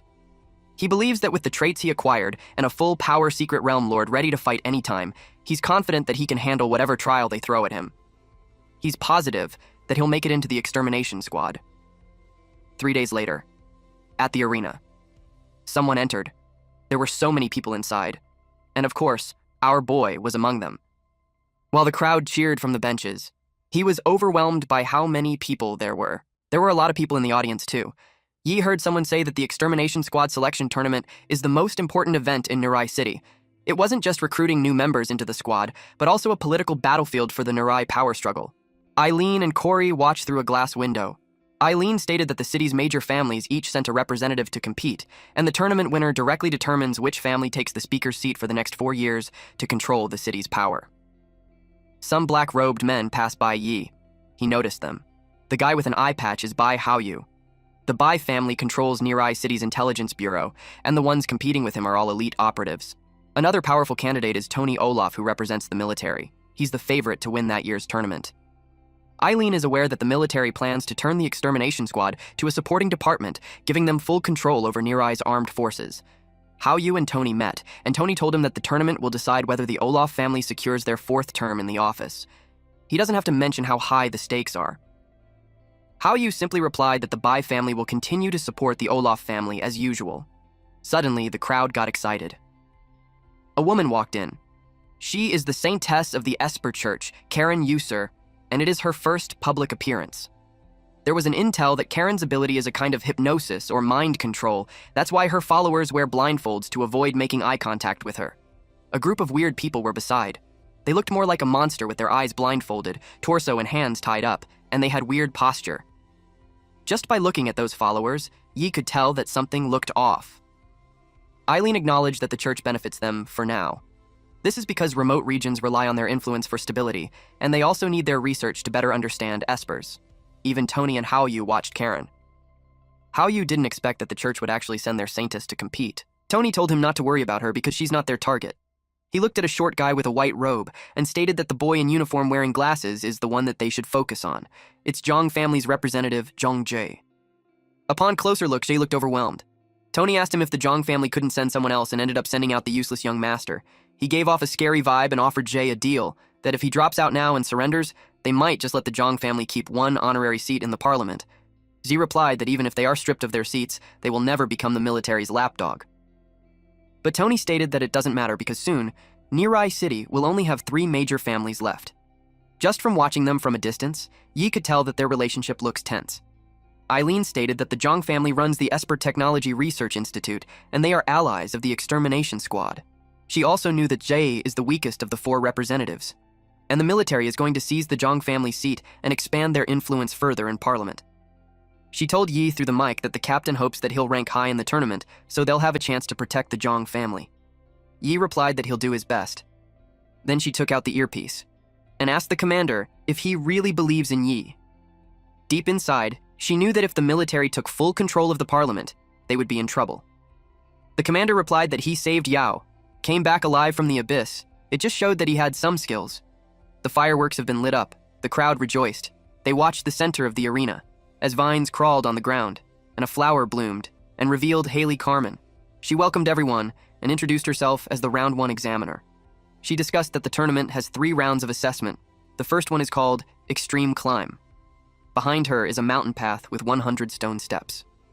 Reaching just the 10th step counts as passing. But based on the past results, 2/3 of the examinees will die on the climb. The examinees' jaws dropped in shock. Haley assured them that Squad 10 of the Extermination Squad will do everything possible to ensure their safety, but they are still advised to proceed with caution. She announced the first round of the exam. To begin! A lot of examinees hesitated to move. One man forced himself despite the scary feeling. He rushed to climb while saying that there's nothing difficult in climbing. The rest got inspired and followed. They ran ahead. Some of the ones who didn't rush were Karen and Zay, also Haoyu and Tony. He commented that those are a bunch of fools for charging in when they don't even know how they're going to die yet. One man in front scoffed at the elites of the 4 families for teaming up like trembling puppies. He claimed that he will be the victor for that round. He kept climbing. Then his surroundings changed. That surprised him. They were transported to a city. They got confused. But in reality, they were still there on the steps. And they acted like a statue. Yi asked why they're frozen like that. Haley knew that the test isn't just about physical climbing. The 100 steps were built from the bones of a Ghost King-class monster. It was one of the strongest creatures humanity had ever defeated. Even as bones, it can trap anyone who steps on it in an illusion, preventing them from reaching the top. And if they don't find a way to escape the illusion soon, the examinees saw that they were being devoured by monsters, and that is how they met their deaths. Haley had announced that those examinees have been eliminated. She used Resurrection Halo on them. Yi was surprised that those players were all dead. Eileen wore the earpiece again and explained that each illusion has its own goal. Whether it's surviving until a timer ends, reaching a specific location, or defeating a certain monster. As long as he fulfills the condition, he'll be able to escape the illusion. She couldn't contact him inside the illusion, so he'll have to rely on his own judgment. Tony told his squad to remember their mission, to be the one who climbs the highest. Synchronously, they stepped on the first one. Tony braced himself. He was transported to a fiery mountain, and a timer appeared. The flames swirled, and it formed a dragon. He realized that the illusion was designed specifically to counter his abilities. But Tony thought lightly of it since his job is to just hold out for 5 minutes. The squad was with him, and they proceeded with Plan 1. They released water from their hands. While others act like firefighters, Tony stood there. Then he snapped his fingers. A chunk of ice came from the ground and pierced the dragon, and it vanishes. The military team was able to proceed. Corey was impressed. He noticed that there isn't any resistance either, so he thinks the subordinates are awakened too. He commented that the military is really throwing everything into winning that year. Eileen wondered how the commander was still so calm. He told her that she shouldn't get nervous yet. He told them that the first 10 steps are just for filtering out the rookies who aren't extermination squad material. So, for those elite candidates, it's barely a warm-up, but the higher they climb, the harder the illusions become. Eventually, they will run out of subordinates to sacrifice, and that's when the real showdown begins. He stated that to reach the summit, they either unleash one technique that can overpower 100, pushing their ability to its absolute limit, or they need a mindset that adapts calmly to anything thrown their way. The audience noticed that there's still someone in the launch zone. They wondered if he chickened out and quit. They were talking about Yi. Yi opened his eyes, and he started climbing the stairs. The first illusion has been created. He was slipping down an icy cliff, and he's falling. He took out his lance and pierced it on the side of the cliff. It eventually helped him to stop falling. Then he sensed something. A blue bird with a large mouth appeared. He was in a dire state since he's placed on a frictionless cliff that standing up is impossible, and now a flying monster attacked him from above. The system screen appeared. Yi tapped on attack, then venomous stinger, then sticky tongue snap. He used all of that combo and gained a stinger whip. It absorbs the lightning from the bird. It glowed blue and the attack was reflected on the bird, causing it to be badly injured, and it fell on the bottom of the cliff. Yi finds it easy. He was able to proceed on climbing. He thought of how these illusion monsters look intimidating, but their strengths are on par with grunts from the Silent Shade jungle. He recalled Eileen's intel mentioning that near the summit, the monsters reach Guardian class. He was confident that on his current level, he can handle them. He took another step. The illusion started again. It was a maze this time.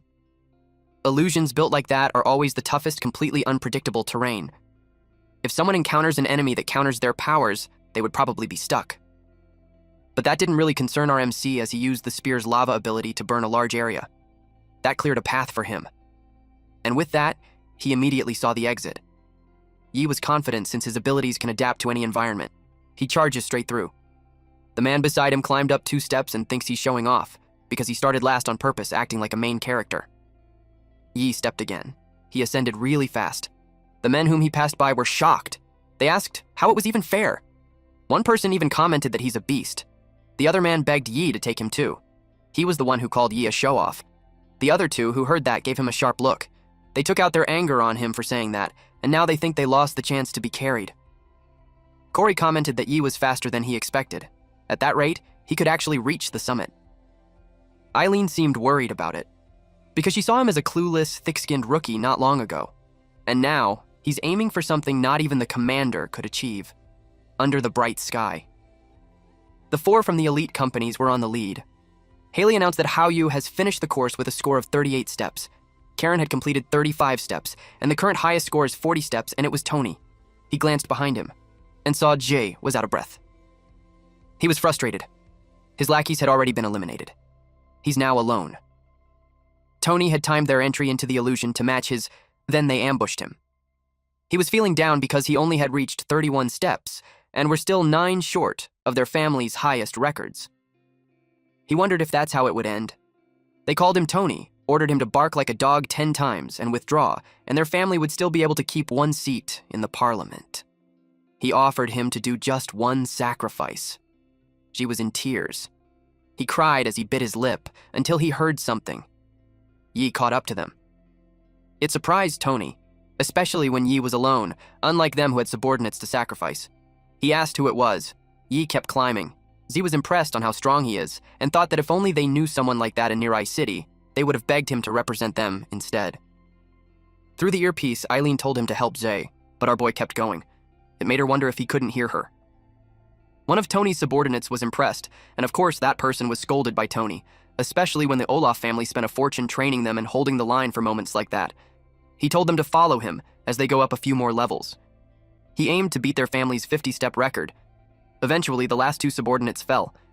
He knew he was being reckless, but he's making progress fast. Then, it made him wonder where the kid went. To his surprise, Yi was already right behind him. The shock made him ugly. Then Yi moved past him and told him that second place is all for Tony. It angered Tony. Yi turned around and asked him why he quit chasing after him. He taunted him by saying that a real man doesn't quit that easily. That triggered Tony even more. At noon, Haley announced that Yi is now on lead with 60 steps. Then he reached 82 steps. He's at 99 steps. At that point, he's tied with the commander's highest record. 1 more and he reaches the summit. The crowd got excited as they will be witnessing history. At the same time, they all got curious on who that kid is. One examinee cried that he lost. The casino boss recognized Yi. He remembered when Yi bets all his organs on himself winning. And seeing Yi's progress, he knew that he's ruined. Before claiming the last step, Yi had something to say. He arrogantly asked if that was all there is to it. Unexpectedly, he heard a static sound from the earpiece. Eileen yelled at him to quit showing off. She's angry because she told him to help Jia and yet he ignored her. She told him that with just 1 round, he's so full of himself. He replied that he'd complete the mission as promised. He moved, but he's going downwards. Everyone was confused about what he's doing, when he should be returning via a safe path to avoid more illusions. Tony saw him coming. Yi taunted him by asking why he's not on the 50th step yet. Tony got annoyed. To him, it felt like he came back just to humiliate him. He stopped in front of Jay. He towered over him. Jay was confused on what's going on. Yi grabbed him. To his surprise, he got carried over his shoulder. Tony couldn't believe that Yi was going to drag a dead weight upwards. On top of that, he's going solo, in a 2-person difficulty illusion. In no time, the illusion started. Lava filled the surroundings. They would have burned if not for the barrier that Yi puts up. They cleared that and were given another illusion. This time they fought monsters in the forest. Yi carried Jay as he dangled on a branch. The next illusion that followed is on the sea. Sea monsters tried to eat them. Yi transformed into a bird, and Ji clings to him to avoid being eaten. She was thinking to help out in any way he could, just so he wouldn't be a burden. But Yi reacts unbelievably fast, that before Ji could even adjust to the dizziness from entering the illusion, he was already on the move. And that's when he realized that the best thing he could do is shut up and hang on like a proper accessory to be of help to him. The sun was up high in the sky. They landed on another step. At this point, Ji was already panting. He reached the 50th step. Yi told him that as long as he's a step above Tony, he would be safe. Ji cried, and he bowed to him, feeling deeply grateful. He told him that from then on, he's a benefactor of the Zhang family. Tony yelled at him. Yi noticed him. Tony was furious. He questioned Yi if he even knows what he's doing. He asked him if he really wanted to ruin the plan of the Olaf family that they had spent 4 years preparing. He tried to threaten him that if messes with the Olaf family, he'd be done for. But our MC didn't even give a fuck. He recalled what Justine did to him, and how the military officer accused him. It made him think that those people are so used to being tyrants that they think everyone just bow to them. He questioned how they aren't making enemies everywhere. He called Zay, and asked if he wants him to help him vent his anger out a little. Jay enthusiastically gave him a thumbs up and told him that he'll just add it to the reward. Yi was immediately on the move. Tony was shocked. In a blink of an eye, Yi had punched him. Tony lost a tooth. While he was falling, he thought of how the commander of the extermination squad doesn't even openly defy them, so he questioned who the hell Yi thought he was. He fell on the bottom of the stairs. Someone watched through a screen. They watched him fall. Immediately, the man on the couch stood up. He ordered Genting to get a full report on Yi by that night. Bai Genting replied to the chairman that he understands. Genting is the head of Nirai City Intelligence Bureau and the current patriarch of the Bai family. The chairman, Rhodes Olaf, replied that no matter who he is, if he dares to mess with him, he'll pay the price. He is the chairman of Nirai City Parliament and the current patriarch of the Olaf family. At dusk, in a small place, Yi went home and rested. H ate potato chips on the couch while his leg was propped on the coffee table. The first round of the selection tournament ended 2 days ago, and it shocked everyone that Tony, the top contender before the match, only placed third.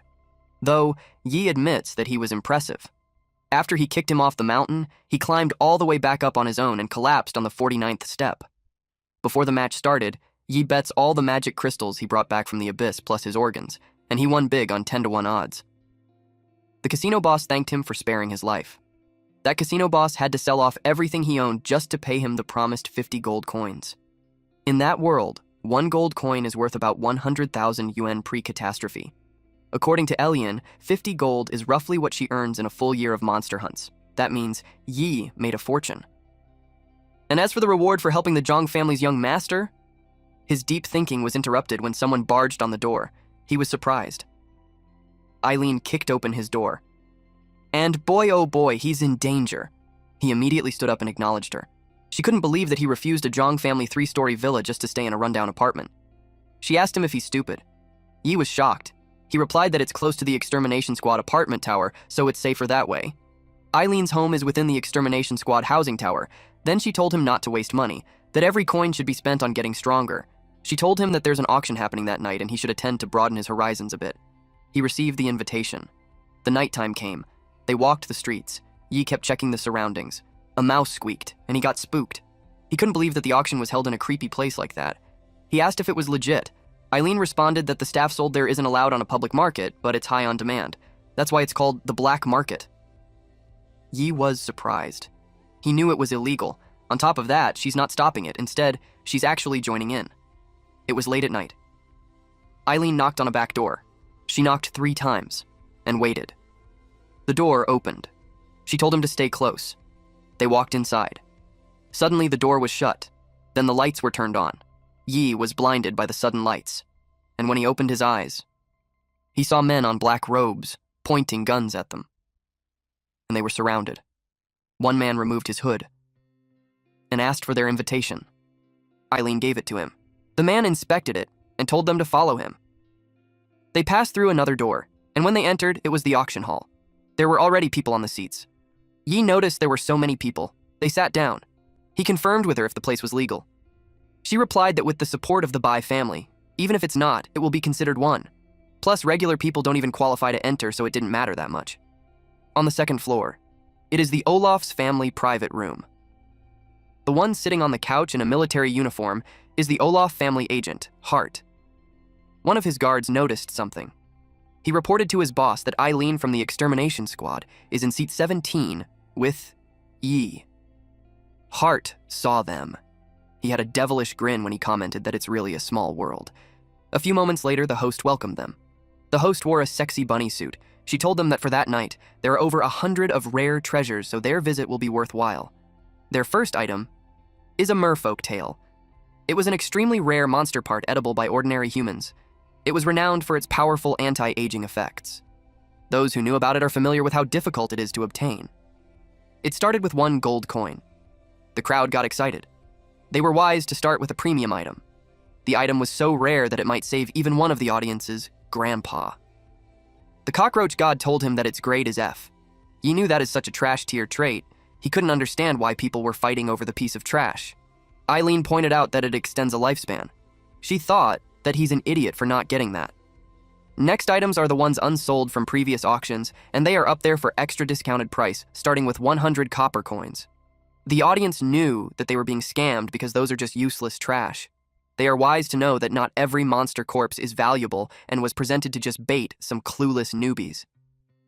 The cockroach god detected those corpses and evaluated that those trait grades fall under E, A, C, D, and A. Yi smiled.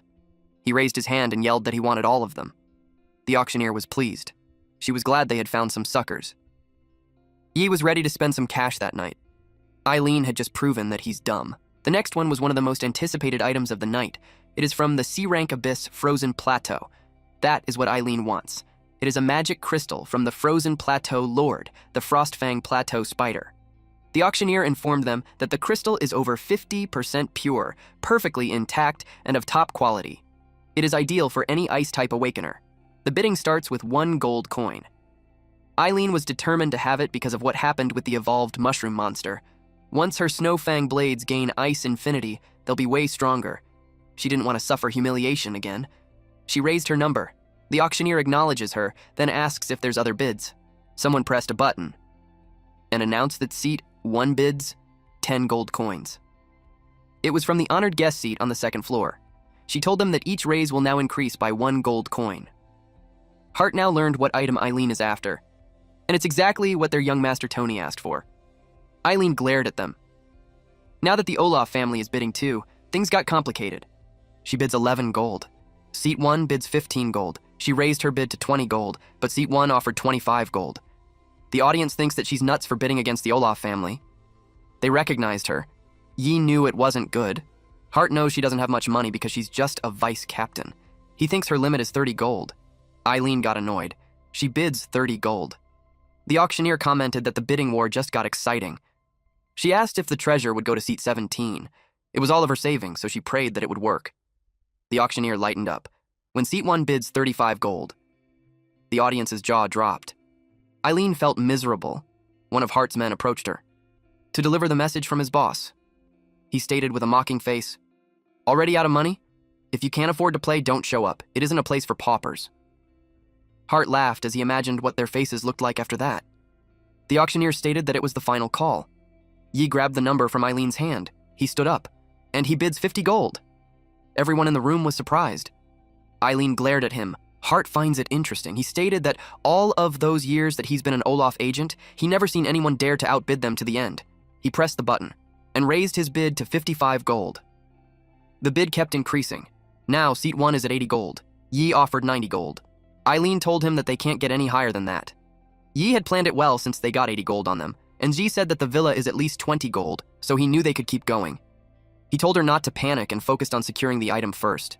If it comes down to it, he'll talk to Zay. Zay replied that he's right because it was just a few gold coins. He was actually behind them, and told them not to worry, because whatever they are short on, he'll cover it. The subordinate told Hart that they can't keep bidding because they are already way past the family's budget, and Yi was backing them. Yi taunted them by putting up his middle finger and mouthed that if they can't play, they shouldn't come. Hart was so annoyed. The auction ended. Eileen thanked them for everything that night. She promised Yi to repay little by little what she owes him. He told her not to act so formal and reminded her that every coin should be invested into becoming stronger. He reasoned that he just followed her advice until the end. They were surprised when the ground shook. Ji asked what's going on. Eileen received an emergency alert. All extermination squad members are to respond to disaster level A in the stronghold. There were so many birds that flew on the outside of the walls. A large monster emerged from the ground. It looked like a giant caterpillar except for its large mouth with sharp teeth. When its foot reached the ground, it released a powerful energy, and it kept increasing, to the point that the ground shook. And Zay asked what was going on. That was the time Eileen received the summon. Then she was instructed to gather the patrol teams and escort citizens to the nearest shelters. She was going to say something to those two, but Yi cuts her off by saying that she doesn't need to say more because in times like that, every combat unit counts. He was all hers to mobilize. Zay was up for it too. She told them to follow her, and they started running. Some parts of the city were in flames. A drone announced to the civilians that they should immediately go to the nearest shelter. The civilians ran. They panicked. A loud roar made them stop for a second. A woman pointed at the sky. There were gigantic bugs flying around, and it landed on the ground. It squashed some humans. Upon witnessing that, the humans were enveloped in fear. They ran as fast as they could. A little girl stood there crying and yelling for her mother. Fortunately, her mother found her. Large items were falling from the sky, and a lot of humans were injured from it. Apparently, It was monsters that looked like spiders, but had point shells and they squeaked like mice. It immediately attacked.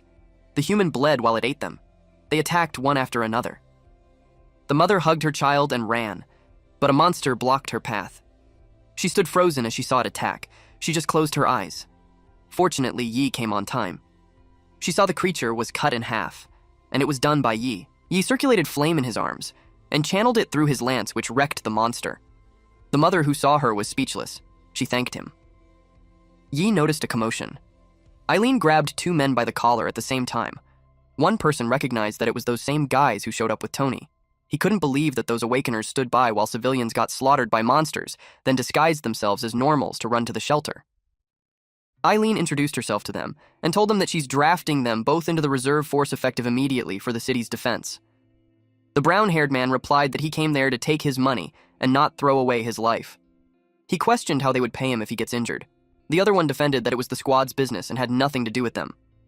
Then the brown-haired one told Yi that since he liked showing off too much, he hoped that the monsters take down the hotshot for that year. Then he walked away. Eileen released her spider silk and wrapped it around the man and brought him down. He asked what she's doing. She stepped on his cheek and asked if she didn't make herself clear. She emphasized that it was a conscription, not a negotiation. She ordered them to take them away and treat them as deserters. The man yelled no because he's an Olympic athlete and he's not even on the extermination squad. He yelled that she can't do it. Yi pointed out that the city's crawling with monsters, and yet he's still sucking up to the four families. It made him undeserving to join the squad. Eileen received an order to assist the Vermilion Gate. At the Vermilion Gate, a loud explosion happened. She called Yi to come with him. They rode a motorcycle, and when they arrived at the gate, another explosion happened. Monsters crawled in. She told him that they have no time to wait for backup, so they're going in. She stopped the motorcycle and used her spider silk to go through the door while holding on to Yi. She reached the top of the wall and saw several corpses of both humans and monsters. Yi was frustrated that they got there late. He saw the monsters on the other side of the wall and asked if it's just the two of them that would take all those out. She was contemplating. Then she saw the cannon. She told him that if the cannon still works, they can hold the line. She told him to hold off the monsters for 2 minutes while she got the cannon running. Several gigantic insect-type monsters flew towards them. Yi got flustered that it was just him, and for 2 minutes, he had no choice but to hold the line. He used Cockroach Scythe and defeated a bunch of monsters in an instant. He saw the crawling monster getting past him. He used Sticky Tongue and wrapped it around the monster and threw it away. He yelled that none of them would get past him. A large monster roared. It caught his attention. In a blink of an eye, it was already latched onto him. He summoned his lance and sliced it in half. He was already out of breath. Another monster towered over him. He admitted to himself that he can now understand why those two didn't dare to step onto the battlefield. One wrong move against those things would mean death. He checked the human corpse beside him. The man's skin had melted, and it showed his muscles and teeth. Yi looked determined. He faced the monster. He leapt to evade its attack, and then stab it from the top. He was thinking that being scared shouldn't be used as an excuse to run. He took a piece of the monster's flesh and ate it. He acquired the dragon-grasping claw trait. His arms had transformed, and he sliced those monsters who were coming at him. Unexpectedly, there's a quick attack in front of him. The dust scattered when the monster's sharp leg hit the ground. Meanwhile, at the entrance of the Vermilion Gate, there's a crawling monster that is carrying its egg. There are a lot of baby monsters inside that egg. It threw the egg in the air, and upon crashing, it caused an explosion and freed those baby monsters. At this point, Yi already looked exhausted. If that continued, he knew that those monsters won't stop coming. He wondered where the 2-minute backup is now, but he also knew that if he lost the wall, the city would be destroyed, and more people will die. That alone motivated him. He declared that from the moment he stepped on the wall, retreating wasn't an option. He stood up and released flames. A horde of monsters were on its way towards him. He released more flames, and it enveloped his lance in swirling motion. The trait is called Scorching Heaven Molten Spiral, and that burned several monsters all at once. The fire kept burning. The night sky had now appeared. Inside the city's control room. One man lost his temper when none of the defense systems were activated, and the main crystal isn't responding. He ordered the activation sequence again. They were in a bad situation, where the sequence runs, but the crystal isn't reacting at all. Someone volunteered to do it. He was confused about who that person was. They recognized that it was a rookie. They knew it was Ji, and their whole clan was the one who developed the whole defense system. They admitted that no one knew the system better than him. Ji worked on it. 2 monster-like arms appeared from his back, and it also moved while his 2 other arms were busy typing. Then he noticed it. The crystal loop was functioning, and crystal energy amplifiers were online. Plus, the threat detection signals are stable. The crystal hardware is fine. So he thought of one good reason. He typed so fast.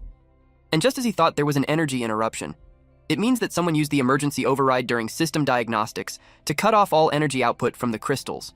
From watchtowers, outer defense bunkers, to energy defense cannon inside the city, and even the triple layer core powering the entire defense hub, all of it were disabled by the cutoff. He also knew that the shutdown command isn't even used during regular maintenance. It made him think that someone sabotaged the city's defenses on purpose. He couldn't believe them. It's like they're handing the city to the monsters. He ordered the rebooting of the city's internal defense weapons. He kept typing on the keyboard. The crystal started emitting energy. The cannons glowed. And it started firing. They celebrated when they saw that the systems are back online. Z was still focused on his work. He watched people getting rescued. He felt relieved that the extermination squad runs full-scale disaster drills so often. The church is handling the evacuation and medical support on the ground. The intelligence bureau is keeping order inside the city. They guided the civilians where to go, and the military had originally planned to leave the extermination squad alone to wear them down during the monster invasion, to the point that the entire city is on the verge of collapsing. So, they were forced to step in. Z was thinking that if they had just mobilized earlier, even with the sabotaged system, the damage wouldn't have been that bad. He knew it wasn't over yet. Even though they rebooted the defense system, the remaining functional turrets still needed to hold the line no matter what. He was aware that the wall cannot fall. If they lose it, the city is gone. Meanwhile, Yi is already panting. He could barely stand up. He killed tons of monsters already, but a lot of them are still coming. They won't even give him time to breathe. After that last molten spiral, he can't fire another one for a while. He asked Eileen loudly if she wasn't done yet. At this point, Yi faced a large monster. Its body was long, it had several feet, and its mouth was so wide and had lots of pointy teeth. Yi looked exhausted, but he battles it. He pierced the monster's mouth with his lance, then it made it explode. He stepped back and checked the cannon. Eileen said it just needs 2 minutes, but 2 minutes became 4, and now, it's almost 10 minutes of him fighting alone. He asked loudly if she's done already. The monster saw the cannon. It moved so fast. Yi noticed it. It went above him, and straight to the cannon. Yi got alarmed when he saw that. He moved quickly, and rode on top of the monster's head. He gripped his lance with both of his hands, and gathered so much force to pierce it. But the monster kept going. He couldn't stop it. Fortunately, the cannon fired, and it hit the monster directly. Yi asked if it was over. Eileen stood up, and replied that it took longer, but the crystal has been restored. The cannons kept firing. Several monsters were hit all at once. Some men marched in. Yi saw them. Eileen was glad that they're finally in position. She ordered them that the wall turrets will be back online soon, but until then, they must hold the line no matter what. They all replied yes. Little did they know that several little monsters were watching the wall, and they launched themselves in the air. The extermination squad fired. They get to hit the monsters. And they continued firing, but sadly, one of the monsters landed on a soldier and got eaten. The colleague who saw that fired at the monster. Then he told his colleague to get up. But to his surprise, a monster appeared from his side, and it latched to his neck, and he fell. The other men kept firing. They kept going despite the tears flowing from their eyes. The monsters got hit. The battlefield was chaotic. There was one who's screaming in anger, one who was begging for help, and there were a lot of monster noises. Yai kept fighting too. He sliced up a large monster. He's breathing heavily. He glanced behind him and asked the soldiers if they could still hang on. He told them that he will cover that side while they fall back for now. But when he checked, only he was the last one left standing. He turned pale. Then he felt angry. He cursed all those monsters. He unleashed a powerful explosion while yelling at them to die. Then, the tower lit up. There was a door beneath the wall, and it opened.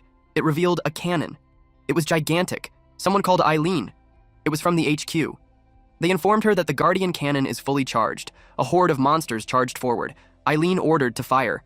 The cannons released powerful beams. Since there were several cannons, it covered a wide area. The outside of the wall had massive explosions. A lot of monsters got caught up in it. They perished. Yi watched it happen. He had this sullen expression on his face. The explosions kept going, one after another. Later on, the area was cleared. The cannons were done firing. Yi saw that most of them were dead, and the ones who survived had run away. Eileen told him that the Guardian cannon kills packs of those monsters, but it needed to recharge before every shot. She elaborated that normally, when a classy abyssal breach happens, they detect energy spikes days or even weeks in advance, and that gives them time to prepare near any possible entry points, but this time, Yi was quiet. Eileen's body trembled as she admits that there wasn't even a hint of warning. Yi just listened. Then he pats her shoulder. There were a lot of corpses in front of them. Yi told her that none of it was her fault. She knew that.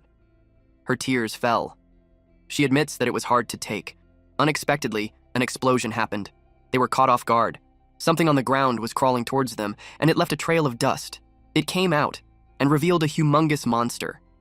It had several tentacles, and it targeted the cannons. Yi couldn't believe it. It hit the wall, and it crumbled. Yi was falling, but he got concerned when he opened his eyes, because Eileen was falling too. He used extra long ape arms to reach her. He was able to grab her. Then he used his other arm to hand onto the rocks and stop them from falling. Eileen opened her eyes. She saw that all of their cannons got destroyed in an instant. Yi was dumbfounded. When he is a humongous monster. It had a shark head with a large mouth and pointy teeth, several eyes and feet in front while its body is long, and on its sides are the tentacles. Eileen told him that they can't let it destroy the wall. They immediately got moving and targeted its head. Yi used his lance while Eileen used her blade. They struck at the same time, but nothing happened. It didn't even flinch. Yi had to step back. Since it had a tough skin, he decided to go for its eyes. He hit it, but his eyes couldn't even penetrate it. He was lost.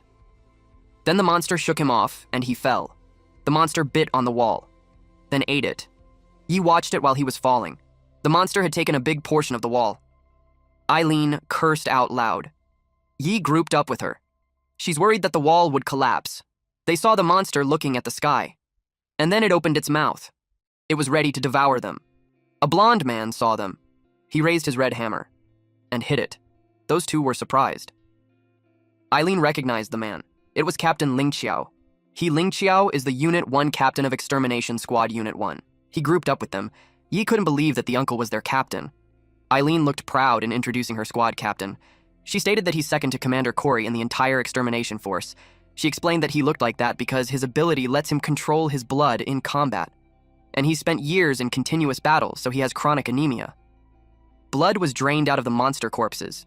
It turned into fists. The captain controlled several blood fists in the air. She warned Yi not to let the appearance fool him. Yi's eyes widened in shock. The monster got hit with the fist and it groaned out loud.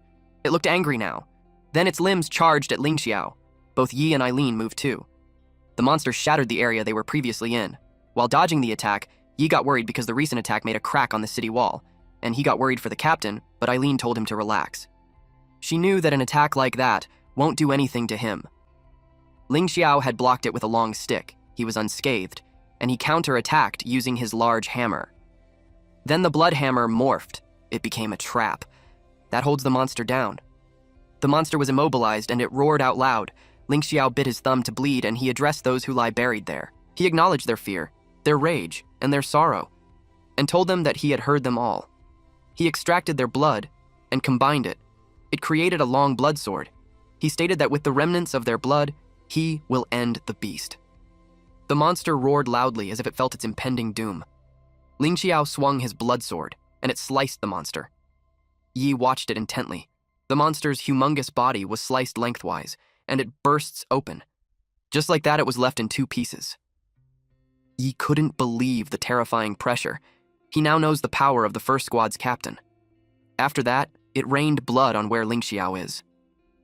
He turned to Eileen and told her that he's proud of everyone. He knew that not a single soul had faltered at the end.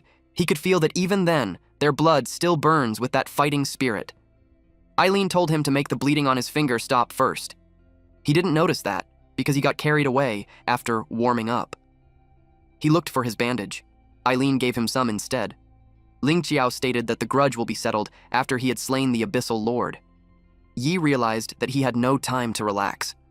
Although he had come far since his return, compared to a squad captain-level awakener, he knew he still had a long way to go. He turned to the sky and saw aircrafts flying towards them. It deployed bombs. The ground had several explosions. Z was inside a mech, and he told Yi that from then on, they could leave it to Zhang family's tech. He told him that the entire defense system of Nirai City was built with their technology. And by dawn, the repair drones will get the walls back to usable condition. Yi was impressed. He stated that compared to the kind of black tech, the old outpost felt like a primitive village. It is no wonder that everyone wants to move to Nirai City. Ling Qiao told Yi that the commander wants him and Eileen to report to the Supreme Council. He added that it includes Ji, too. Yi replied that the wall won't be fixed soon, and if they all leave and the monsters come back. Ling Xiao informed him that he's staying. He wished the monsters would come because he could use some warm-up. They obeyed the order. At Nirai City Parliament building, Eileen, Yi, and Jay stood before tall screens. Zhao reported what happened. Then, Eileen completed her report too. Rhodes glared at them. Zhang Siwei, the president of Zhang Group and head of the Zhang family, stated that the primary cause of the Nirai City's breach during the abyssal invasion was the deliberate sabotage of the core power system that prevented all 3 defense layers from activating in time. He added that Eileen's report confirms that once power was restored, the city defenses held up fine. He proposed the council to launch a full investigation. Bai Genting, the head of the Bai family and director of intelligence, replied that the intelligence department will handle the inquiry, but he believed that there's a more urgent matter to discuss. Siwei countered by saying that Genting realized that they can't pin the fault on them, so they are just sweeping it under the rug. A woman told them to stop. She was Taizia User, the head of the User family, and the high priestess of the Esper Church. She told them that the top priority is dealing with the unexpected emergence of the A-class Abyss. She asked Commander Corey 1 when he will the Abyss Suppression Squad be deployed. Corey responded that the Extermination Squad and elite fighters from each faction had already gathered, but there was an incident. He received a message just before the meeting. He showed them a video of a monster, similar to what Ling Xiao defeated, wrapping its tentacles on a truck. The man on the video sought help. He told them that Facility 12 is under a monster invasion. Yi doesn't know what that is. Eileen explained that it's the most top-secret Zhang facility. Ji's sister is the head of it. Even Eileen doesn't have the clearance to know what they're researching. She got worried for his sister. Yi was surprised to know that something that important isn't inside the city. Eileen replied that it was supposed to be, but the council rejected the plan. Because of advanced tech safety risks, they forced them to relocate it outside the city walls. Yi understood that it was a deliberate setup. He asked if they had been evacuated and also if his sister was okay. Corey admitted that no warning signals were received, and nearly everyone at the facility is still trapped inside. He planned to delay the deployment of the suppression squad and send Ling Xiao to lead a rescue mission to Facility 12 first. Taizia objects. She told him that the church senses the energy inside the abyss, and it is still growing stronger, so, if they don't eliminate the Lord soon, things could spiral beyond control. Corey decided to let Captain Pharaoh of the second squad handle the rescue, and the suppression squad would proceed as scheduled. Genting expressed that it won't work. He reasoned that the current squad doesn't meet the minimum requirement of 10 Tier 1 Awakeners needed to raid an A-class abyss, and even with the commander personally leading them, every squad-level Tier 1 is essential to take down the Abyssal Lord in the first strike. Siwei got triggered and blamed him for forcing Facility 12 outside the city. He questioned if he's just going to sit and let them die.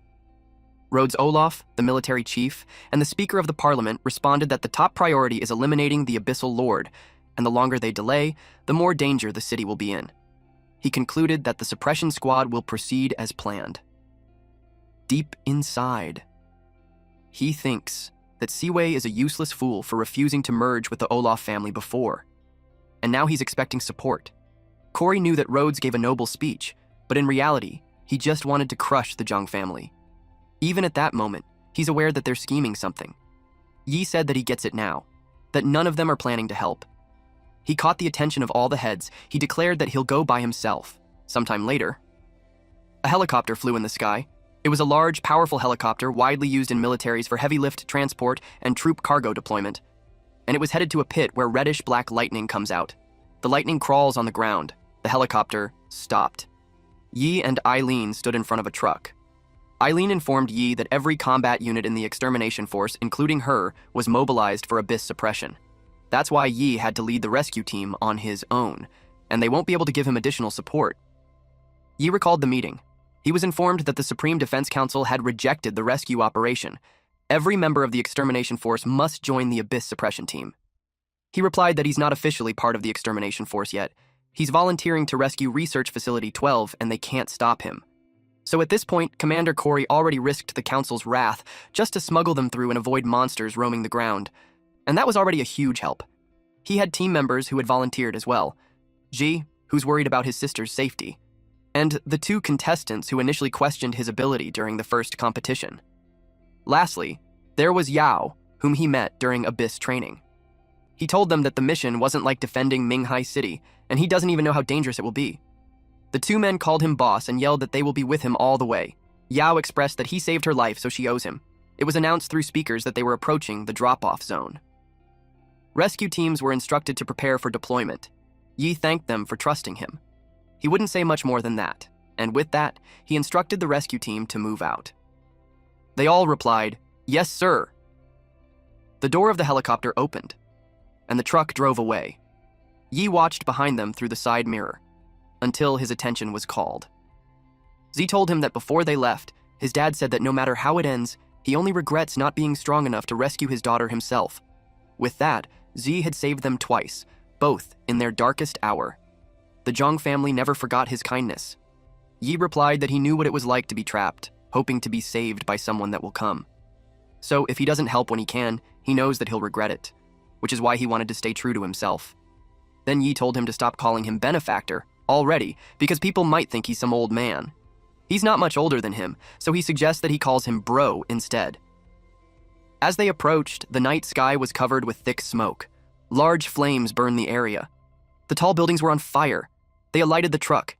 Yi realized that the monsters attacked there as hard as they did in Minghai City. He was worried that they arrived late. Suddenly, they heard someone scream under the rubbles. They saw a hand through the crevice. Yi and Zhe immediately ran towards it. They saw a man whose half of his body was trapped under the rubbles. He was weak and catching his breath. Zhe told him to hang on as he prepares to save him. But Yi's instincts told him otherwise. He told Zhe to watch out. Water came out of the man, and it wrapped around Zhe's arm. The water has a core with a single eye. Zhe realized that the monster was waiting to ambush them. The water monster held Zhe. While the man was waist-deep in the water, he begged them to kill him. Zhe realized that the man was a bait. Then he saw his hand starting to have corrosion. Someone arrives. Yi had cut the water, and Zhe was able to break free. The water reattached, and grabbed Zhe again. Yi used his eye. He was able to identify the monster as Fluid Goliath Juvenile. Its body is entirely composed of liquid. Slicing its body deals no real damage. Yi told Zhe that physical attacks won't work on it, so he has to destroy the crystal core, which was near its shoulder. But Zhe couldn't see its weak spot at all. Zhe clenched his fist. He gathered his strength on his arm and decided to freeze it. Then they slashed it in half, and it shattered. It got deeper into the night. Zhe crouched at the half-body man. He was sad since he just saw him at last week's briefing, and now he ended up like that. Our boy shared that back when he lived at the outpost. Food scavenging teams never came back with everyone intact. That's what it is to live in an apocalypse. Yao called their captain and reported that there's no other sign of survivors nearby. They have tried every communication frequency, but there's been no response. It made her question if that was really the case. That made Zia teary. Then he told Yi that the main structure of the research facility was underground. The defense systems down there should be strong enough to hold off the monsters. He had hoped that his sister and the others must have been trapped somewhere below. Unexpectedly, the ground exploded. They were all surprised. They watched to see that it was. Several water monsters emerged. Ji had the look of despair. He charges right in and continuously froze them. His gloves had started to corrode. Yao and the two men were attacked too. The water monster towered over them. Yao released electricity through her staff. It reached the attacking water monster, but to their surprise, it didn't really do much. And then some red, long, rope-like creature circled them. They were bound by it. It was from our MC, and through it he was able to drag them away and save them from the water monster's attack. While Zhou was surrounded by water, he sat there trembling and hopeless. He cried for his sister. Unexpectedly, he heard someone calling him. The person asked if he could hear her. Recognizing that it was sister made him smile. Through the screen, Zhao asked if it really was his sister. His sister saw him through the screen being surrounded by the water monster. There were 4 of them watching through the screen. She told everyone that they have to distract the monster first. This right here is the sister of Zhe, and her name is Zhong Yi. Back to these 4, they were being surrounded now. Yi got burnt. Steam comes out from his skin. Then, we see Zhe ran really fast. He told everyone to follow him. His sister told him to head right quickly. Then she instructed them to go left at the next turn and then climb over. The water monster followed them. Ji found the entrance. They hurriedly get inside and shut the door just in time. Because the water monster attempted to head inside too, but it wasn't able to pass through. They were all breathing heavily. When they saw the screen at the ceiling, Zhongyi was displayed. She smiled at them. Ji was relieved to see her. He really thought they were late. Zhongyi happily informed him that she made it. She created a crystal that can keep growing. Yi apologized for interrupting them. He requested someone to explain what exactly is happening.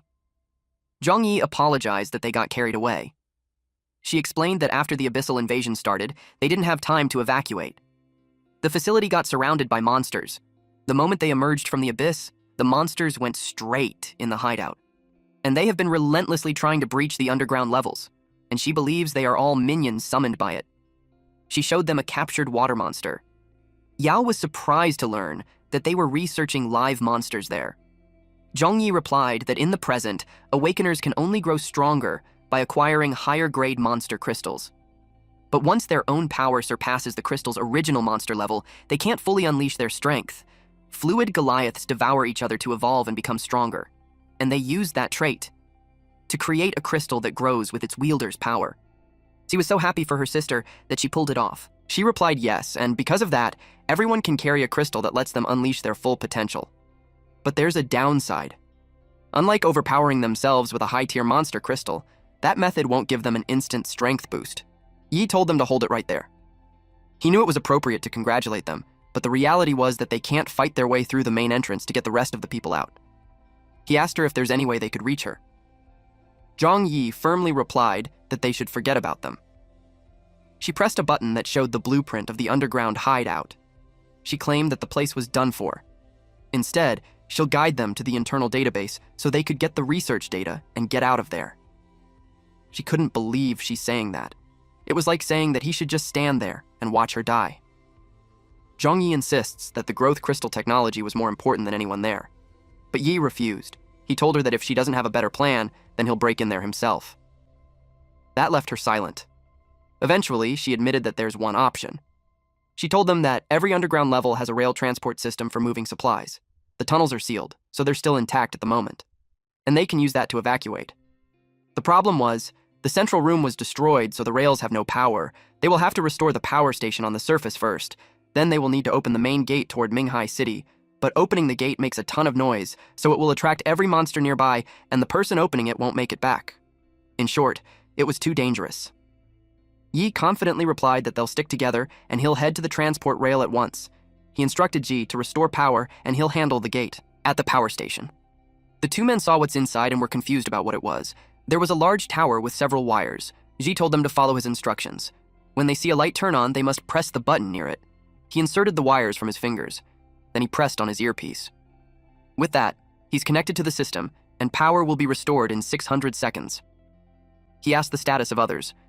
Yi and Yao were making their way at the entrance. They're close to the gate.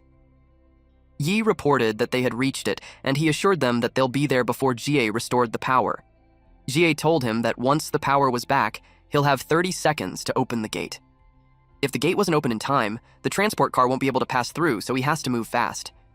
Meanwhile, the researchers started packing up their stuff. An old researcher told the other researcher to copy the footage from the final experiment. Then, another researcher reported to the director, Zhongyi, that all wounded personnel had been loaded onto the transport car. She reported through her earpiece that they're ready too. Then, she instructed everyone to board. And everything that they haven't packed at that point stays. Everyone made their way quickly. They boarded the train. She asked if everyone was there because they had reached the final 10 seconds. Yi reported that the gate was ready. Director Zhongyi yelled that the transport car was now in position. Jie turned on the power. The area around the transport car lit up. Everyone looked around. Director Yi happily reported that the power was restored to the underground station. One of the wounded near the window noticed something. It surprised him, because the monsters were coming. Several fluid Goliaths made their way towards them. Director Yi told them to hold on tight. She pressed the power button, and the train started moving. They left behind the fluid Goliath. It tried to follow them. They reached a gate. It opened in time, and they were able to pass through. The fluid Goliath bursts through the gate. It corroded the metal gate. The researchers saw them and yelled to go faster. Because they're catching up, Director Yi replied that they have already maxed engine output. Giant fluid Goliaths had formed. But shots were fired towards them. The researcher who saw it was shocked. There was a machine gun on the side which attacked the monster. It kept firing. Explosions followed while Zhu stood on the side of the machine gun. They were surprised to find out that Ji was controlling the defense turrets. They felt relieved and assumed that they were already safe. But a beeping sound notified Director Yi. The gate open signal wasn't detected. She wondered what's happening at the gate. The gate was stuck. Unfortunately, it malfunctioned. If it doesn't open in time, the whole plan was done for. Yi and Yao were lost on what to do. They couldn't believe that the gate malfunctioned. The transport car was already in sight. Zhe yelled that the transport car was coming. He, along with the two men, stepped on the roof of the transport car. He slid in.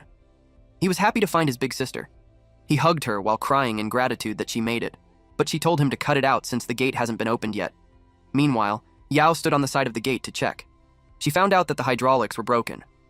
Ji replied that there's no time, so if everything fails, they'll ditch the car. Director Yi replied no. She reasoned that the place was swarming with monsters, and if they abandon the car, they'll be surrounded and slaughtered. Meaning, the transport car was their only safe way back to the city. Yi tried to push it open. He was in his giant snake-ape arm form. He grits his teeth as he tries to widen the gap. Yao reported that Yi said he'll push the gate open. The old researcher couldn't believe that. It was because the gate takes for 10,000-ton hydraulic presses to move, so there's no way a human can do that. Yi gave his all. But he realized that even with the giant snake-ape arm active, he still can't move it. So he decided to turn his whole body into a gate-opening machine. His form had changed, and Sticky Tongue got activated. He used the Sticky Tongue to pull forward with added tension. Then, he activated the venomous spider stinger. After that, he'll use the stinger to anchor his legs to the ground. His elastic muscles have been activated. Then he used his force. He grits his teeth as he gives his all. The system warned him of severe muscle tearing. It immediately initiated repairs. Yao couldn't believe her eyes. Yi was already bleeding through his mouth, but he still compressed every ounce of his strength with elastic muscles. It was all or nothing. He's getting frustrated. That burst of energy made the gate move. Yao reported that the gate was opening. The researcher's jaw dropped. Director Yi couldn't believe that the insane plan actually worked. Yi asked for 3 minutes more. He reinstated that even 2 minutes will do, but the fluid Goliath dripped from the ceiling, and then it fell all at once. It targeted Yi. He cursed that it happened then of all times. He can't even spare a hand to deal with them at that moment. She asked if he could hold on. Then he noticed someone gearing up. Director Yi wore a suit. She leapt out of the train, to which Meg Zhe asked where she's going. She told him to stay out of it and just focus on the transport car to get everyone back safely. Then she headed out. She knew she had to open the final underground floor and let the monster's master draw them away. Yao fought the fluid Goliath. She electrocuted them. But the monsters nearby were also heading towards them, and there were too many. Yi stayed in his position, while the fluid Goliath wraps itself around him. Director Yi informed him that she will release the monster's master underground to draw those monsters below. She told him to hang in there and open the gate before the train arrives. The monster's face was in front of Yi's face. Then it covered his face to drown him. The train kept going. One of the men pointed at something. They could already see the gate, but he knew that they wouldn't make it. She checked, and they were already running at half speed, and they couldn't afford to slow down anymore. Everyone in the transport car got worried, and they saw the monster passing through the cracks. It already bored the roof of the train. Z had no other way but to speed up. He pressed the button, and the fluid Goliath was blown away. They checked the window, and it was gone. They assumed that it was enough to shake it off, but it approaches them again. The man on the roof was surprised to see it. It wrapped itself around the man and threw him away. The monster already showed its form inside the train. The researchers felt hopeless. The old researcher from the back saw what was happening. He thought long and hard. He pressed something, and it revealed his gear. Zha saw him in his gear. He stated that the youngsters were the future, so old folks burn off what strength they have left. Then he ran outside the train. Tears pooled in Zha's eyes as he watched him leave. The old researcher, whom Zhe called Uncle Day, caught the attention of the monster. It tried to block his path, but he pressed a warning button. Then an explosion followed. Zhe cried. Meanwhile, Yao was trying to hold off the monster, and Yi was drowning because of it. Being in this predicament, Ji cursed out loud. A loud cracking sound echoed. It was so deafening that they covered their ears. the man with them asked what was going on. She saw something surprising. They saw that all the monsters were heading back to the main building. On top of the monsters outside, the brakes of the transport car were jammed so they couldn't slow down. One of their allies suggested that they jump off, otherwise they're going to crash. Z argues that jumping off at full speed was no different than crashing. Even if the two of them survive, it might not be the case for everyone else on board. They were all counting on Yi. Yi gave his all to spread the door wide open. They cheered for him. He meant it when he said to leave the gate to him. The gate flew as he managed to open it widely. Then he jumped high. Everyone cheered. Yao got in the transport car. So panicked that Yi wasn't getting on it. Yi told them to get the others back to the city first. He promised to save his sister, no matter what. And the transport car couldn't be seen anymore. Meanwhile, at the underground lab's deepest floor, Director Yi filmed something while thinking that all the fluid Goliaths outside were all drawn by this fluid Goliath in the shape of a human. It had a face with small red eyes, and the other fluid Goliaths charged towards it. Director Yi was confused and surprised that they were attacking the Archbeast. The water splashed all around, and the fluid Goliaths were absorbed and merged into the Archbeast. Director Yi realized what was happening. Those monsters weren't just letting their Archbeast devour them. The Archbeast was using some method to lure them in, and they're trying to... The fluid Goliath devoured their own. They had to devour their kin to grow stronger, then they would challenge their own master. They attached the Archbeast, but in just one water slash. The head was cut off. Director Yi thought they were trying to break free. The removed part was getting attached. The Archbeast wrapped its limbs on the devious fluid Goliath, and then merged with it, which created a bright light. Director Yi had to cover eyes from it. It created a splash. Director Yi got curious, so she opened her eyes. And she saw a well-formed human-shaped water. It was surprising, because it looked human with its curly hair, bright blue eyes, and mouth, except for its pearlescent body. She got excited upon seeing the brand new evolution stage of the fluid Goliath. She recorded that it was documented by her from Research Facility Number 12. She hoped that someone would recover the footage someday, but at that moment, she pressed a button. Some small turrets from the ground appeared. She had to deal with it, so she had to spray some mist. It made the fluid Goliath's body crack. The fluid Goliath got confused. It broke free by cutting off the leg and regenerated a new one. Then, it stomped on the turrets. Director Yi didn't expect that. She pointed more turrets at it. It froze its shoulder. Then it spoke. It had just learned how humans use energy. It crushed the frozen arm. Director Yi was surprised to find that the freezing ray doesn't even work. She pressed the button again, and the rays were shot. It got hit on most parts of its body. Unexpectedly, it absorbed it. Director Yi was surprised that it was evolving, and constantly at that. The new stage of Goliath can adapt to enemy attacks, then develop resistance to them. It turned its attention to her, then extended its arm. It was about to grab her. Then it reached her. It realized that it was her who locked it in there. It was curious what would happen if it devoured a human. With a devilish grin, it expressed that it will savor every bite. Director Yi shrieked loudly. She just closed her eyes helplessly.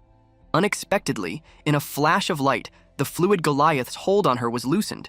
It was surprised, because Yi appeared and saved her. Yi looked at the monster. When Director Yi saw him, her first statement was, "Are you stupid?" She looked worried, because the monster only intended for her to die, but now it was going to kill both of them. Yi stated that he hated the plans where one person sacrifices themselves to save everyone else.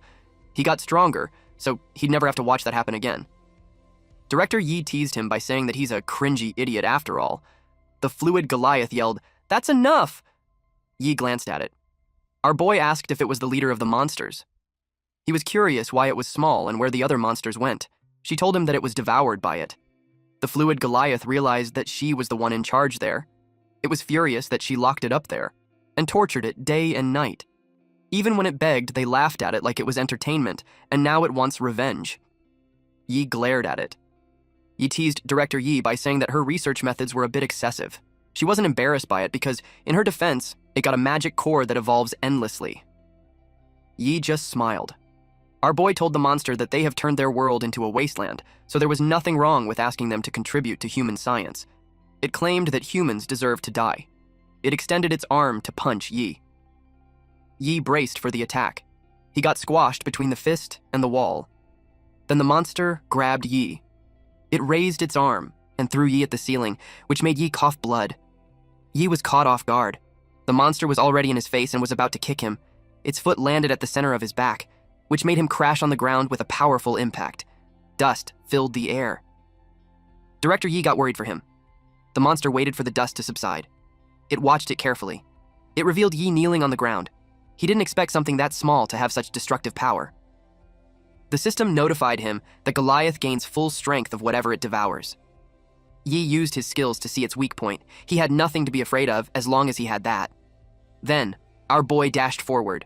The monster extended both of its arms and grabbed him in his arms and lifted him up in the air. The cockroach god appeared and informed him that the Goliath continuously evolves to adapt to enemy attacks. Yi complained that he should have informed him earlier. The fluid Goliath tried to rip him apart. It even had a devilish grin while it did that. Yi started to bleed. Yi grits his teeth. Despite the pain, he looked determined. His arm transformed and he was able to slash through the monster. The fluid Goliath was in shock. Yi activated his trait called Corrosive Blade. It was an evolution of the Mantis Scythe and Corrosive Mucus traits. Then, on his leg was the Molten Blade. It was an evolution of the Mantis Scythe and the Molten Core. He kicked the monster, and it was hurt real bad. So it retaliated, but Yi was ready to counterattack too. Their fists met at the center. The impact made Director Yi scream. Then Yi activated the Stinger Carapace. With this, the venom spider tail injects paralytic poison upon contact. The venom crept up from the monster's arm. Then Yi was able to push it back. Director Yi was shocked, because Yi said he was a rare shapeshifter, but he looked like a monster at that moment. He took out his molten blade.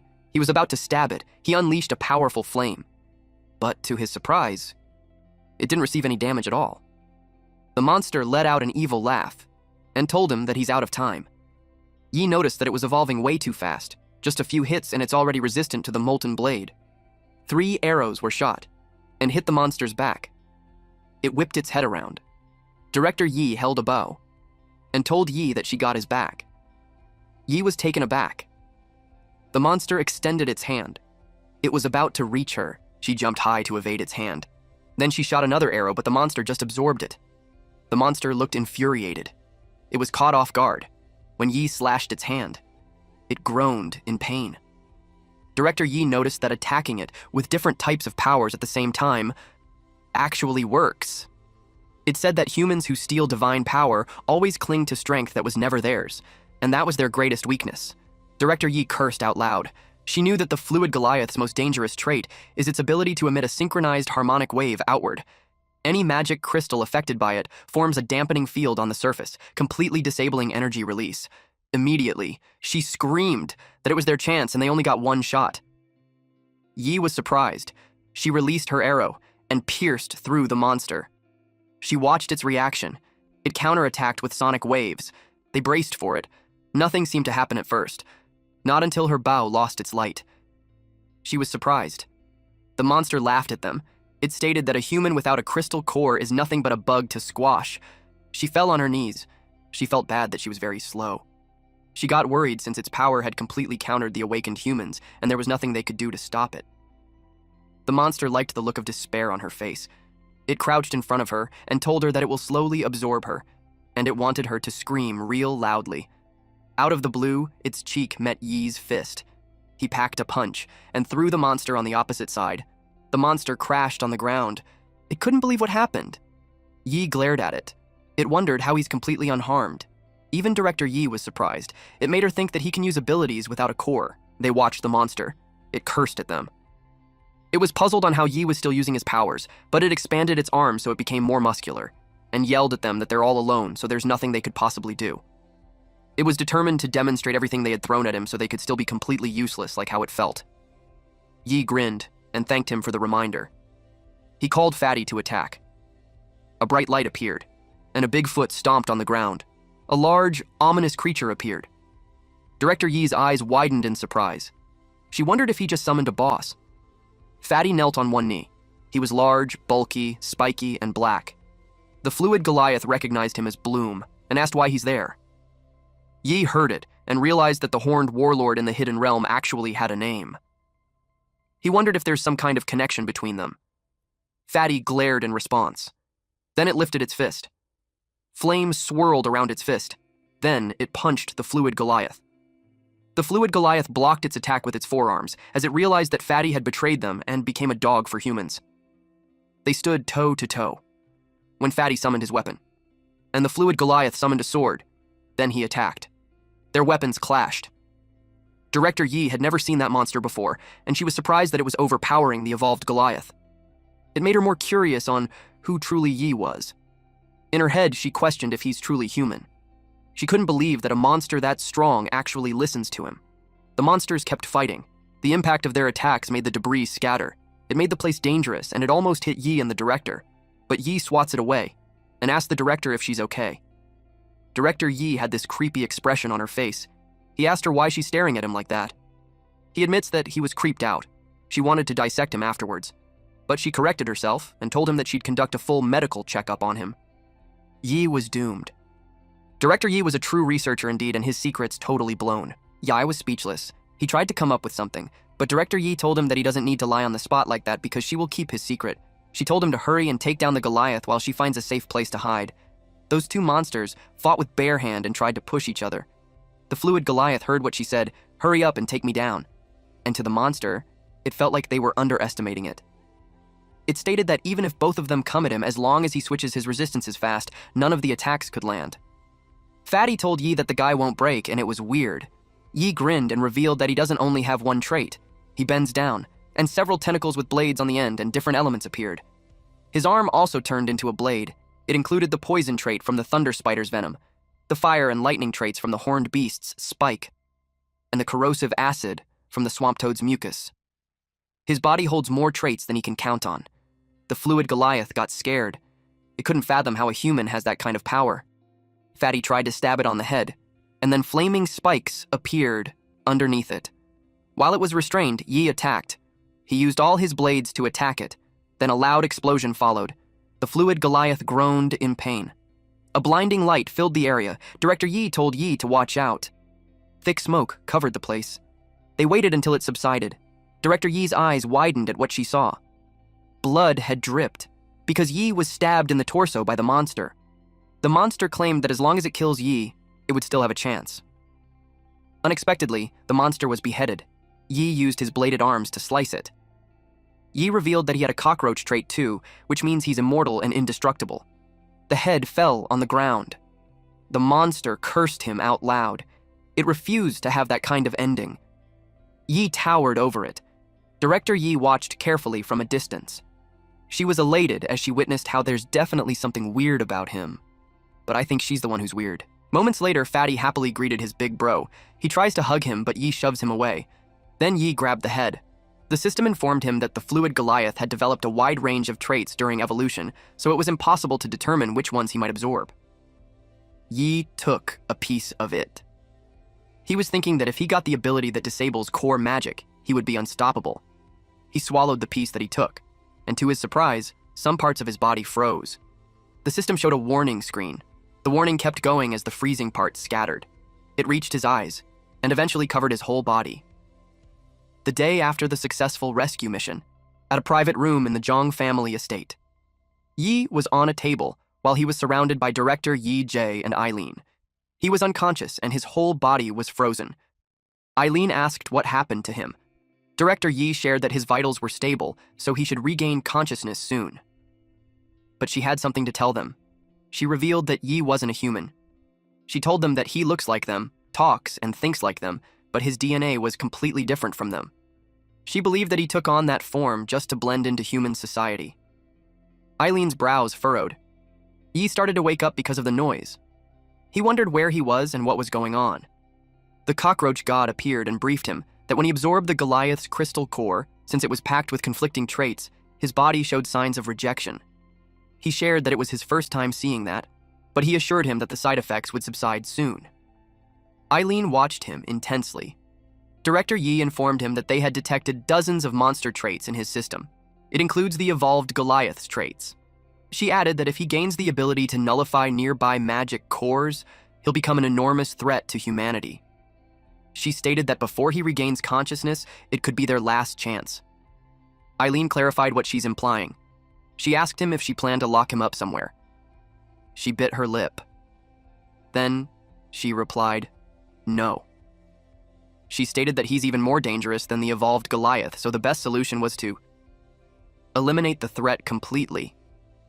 Eileen and Z were surprised to hear that. G expressed that he won't let her. Even if she was his big sister, he won't let her lay a hand on his big bro. Director Yi replied that he saved their family more than once, and it was the only reason why she called just the two of them there. Because if the information leaks out, he'll be hunted down and killed. Eileen replied that she won't allow that. She stated that Yi had been fighting monsters ever since he arrived in Narumi City, so she firmly believes that he's on their side. Ji agreed. He added that even if his big bro is a monster, he could be a good monster. That comment prompted the two women to scream at him to be silent. After hearing that, Yi realized that they were debating on how to deal with him. Director Yi questioned them on how they would know that helping them wasn't just part of his act. She reminded them that when they first discovered the fluid Goliath, they thought it was harmless too. But after it grew, it called on its kind and attacked their base. The children who once took care of it died. Even though it was raised by humans, it destroyed the second largest stronghold outside Narumi City. So she concluded that if they let Yi live and he turns out to be their enemy, tens of thousands of lives in the city would be wiped out just because they hesitated. She insists that he's a monster. Eileen recalled their time together, especially during dangerous times. And during those times, Yi had trusted her. Yi even volunteered to go out on a rescue mission, which made Eileen certain that Yi won't turn on them. She dared Director Yi to do it, but Director Yi just looked down. She eventually pressed the button, and the machine with a pointy needle on top of Yi started to move. It was charging. Director Yi could recall how Yi opened the gate even if it was suicide. Yi happily volunteered to do it. She acknowledges that he saved her life. But remembering the kid fluid Goliath, and how its innocence was a facade, made her biased on her decision since Yi wasn't human, even though he saved her. She wondered if she could really trust him. The machine lit up. Her hand, which was holding the remote, had trembled. Eileen reminded her that Yi helped Ju defeat Tony at the tournament. He also held the wall when they were surrounded by monsters. And when everyone opposed going to the research lab, he was the one who rescued her. She acknowledges that Director Yi was afraid that he might one day become their enemy, but without him, she wouldn't have been alive to speak her doubts. Eileen added that the Director Yi she knew never asks for advice once she made up her mind. So, if she really wanted him dead, there was no reason for her to tell them. She urged her to just admit it. That deep down, she doesn't want to kill him either. She begged her not to do it. She looked down on the remote. She carefully thought about it. Then she tosses the remote. The machine stopped. Zhou was relieved. Eileen lets out the breath she was holding. They were all surprised when they heard Yi thanked them. He got up and thanked them for choosing to trust him. Eileen asked him when he was awake. He replied that he woke up when they started arguing.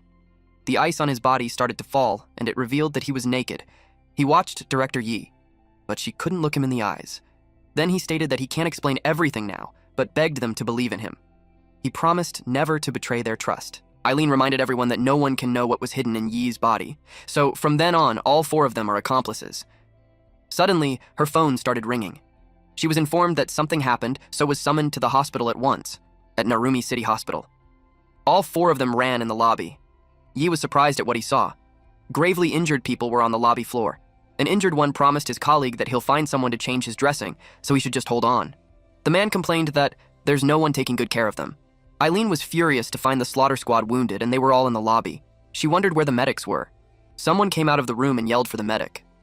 The man, who only had a scratch on his face, complained that it was still bleeding, and it hurts like hell. The nurse promised to treat him right away.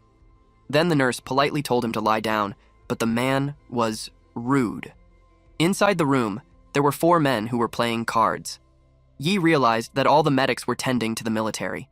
He wondered if they were just going to let those injured slaughter squad members bleed out. Someone called out to Vice Captain Eileen and Director Zhang. Yi whipped his head towards the voice's direction. A military man grabbed the collar of a slaughter squad member who lost both of his arms and a leg. The man scolded him for using the supplies. The military stated that all medical equipment was under military jurisdiction and distribution was managed by the city defense forces. The scene infuriated Yi to the point that his nerves protruded. Thank you all for watching. Please watch this next Giga Chad video, and I'll see you guys next time. Also, support the channel by joining the Summon Club membership. You can also support by just liking the video and being awesome.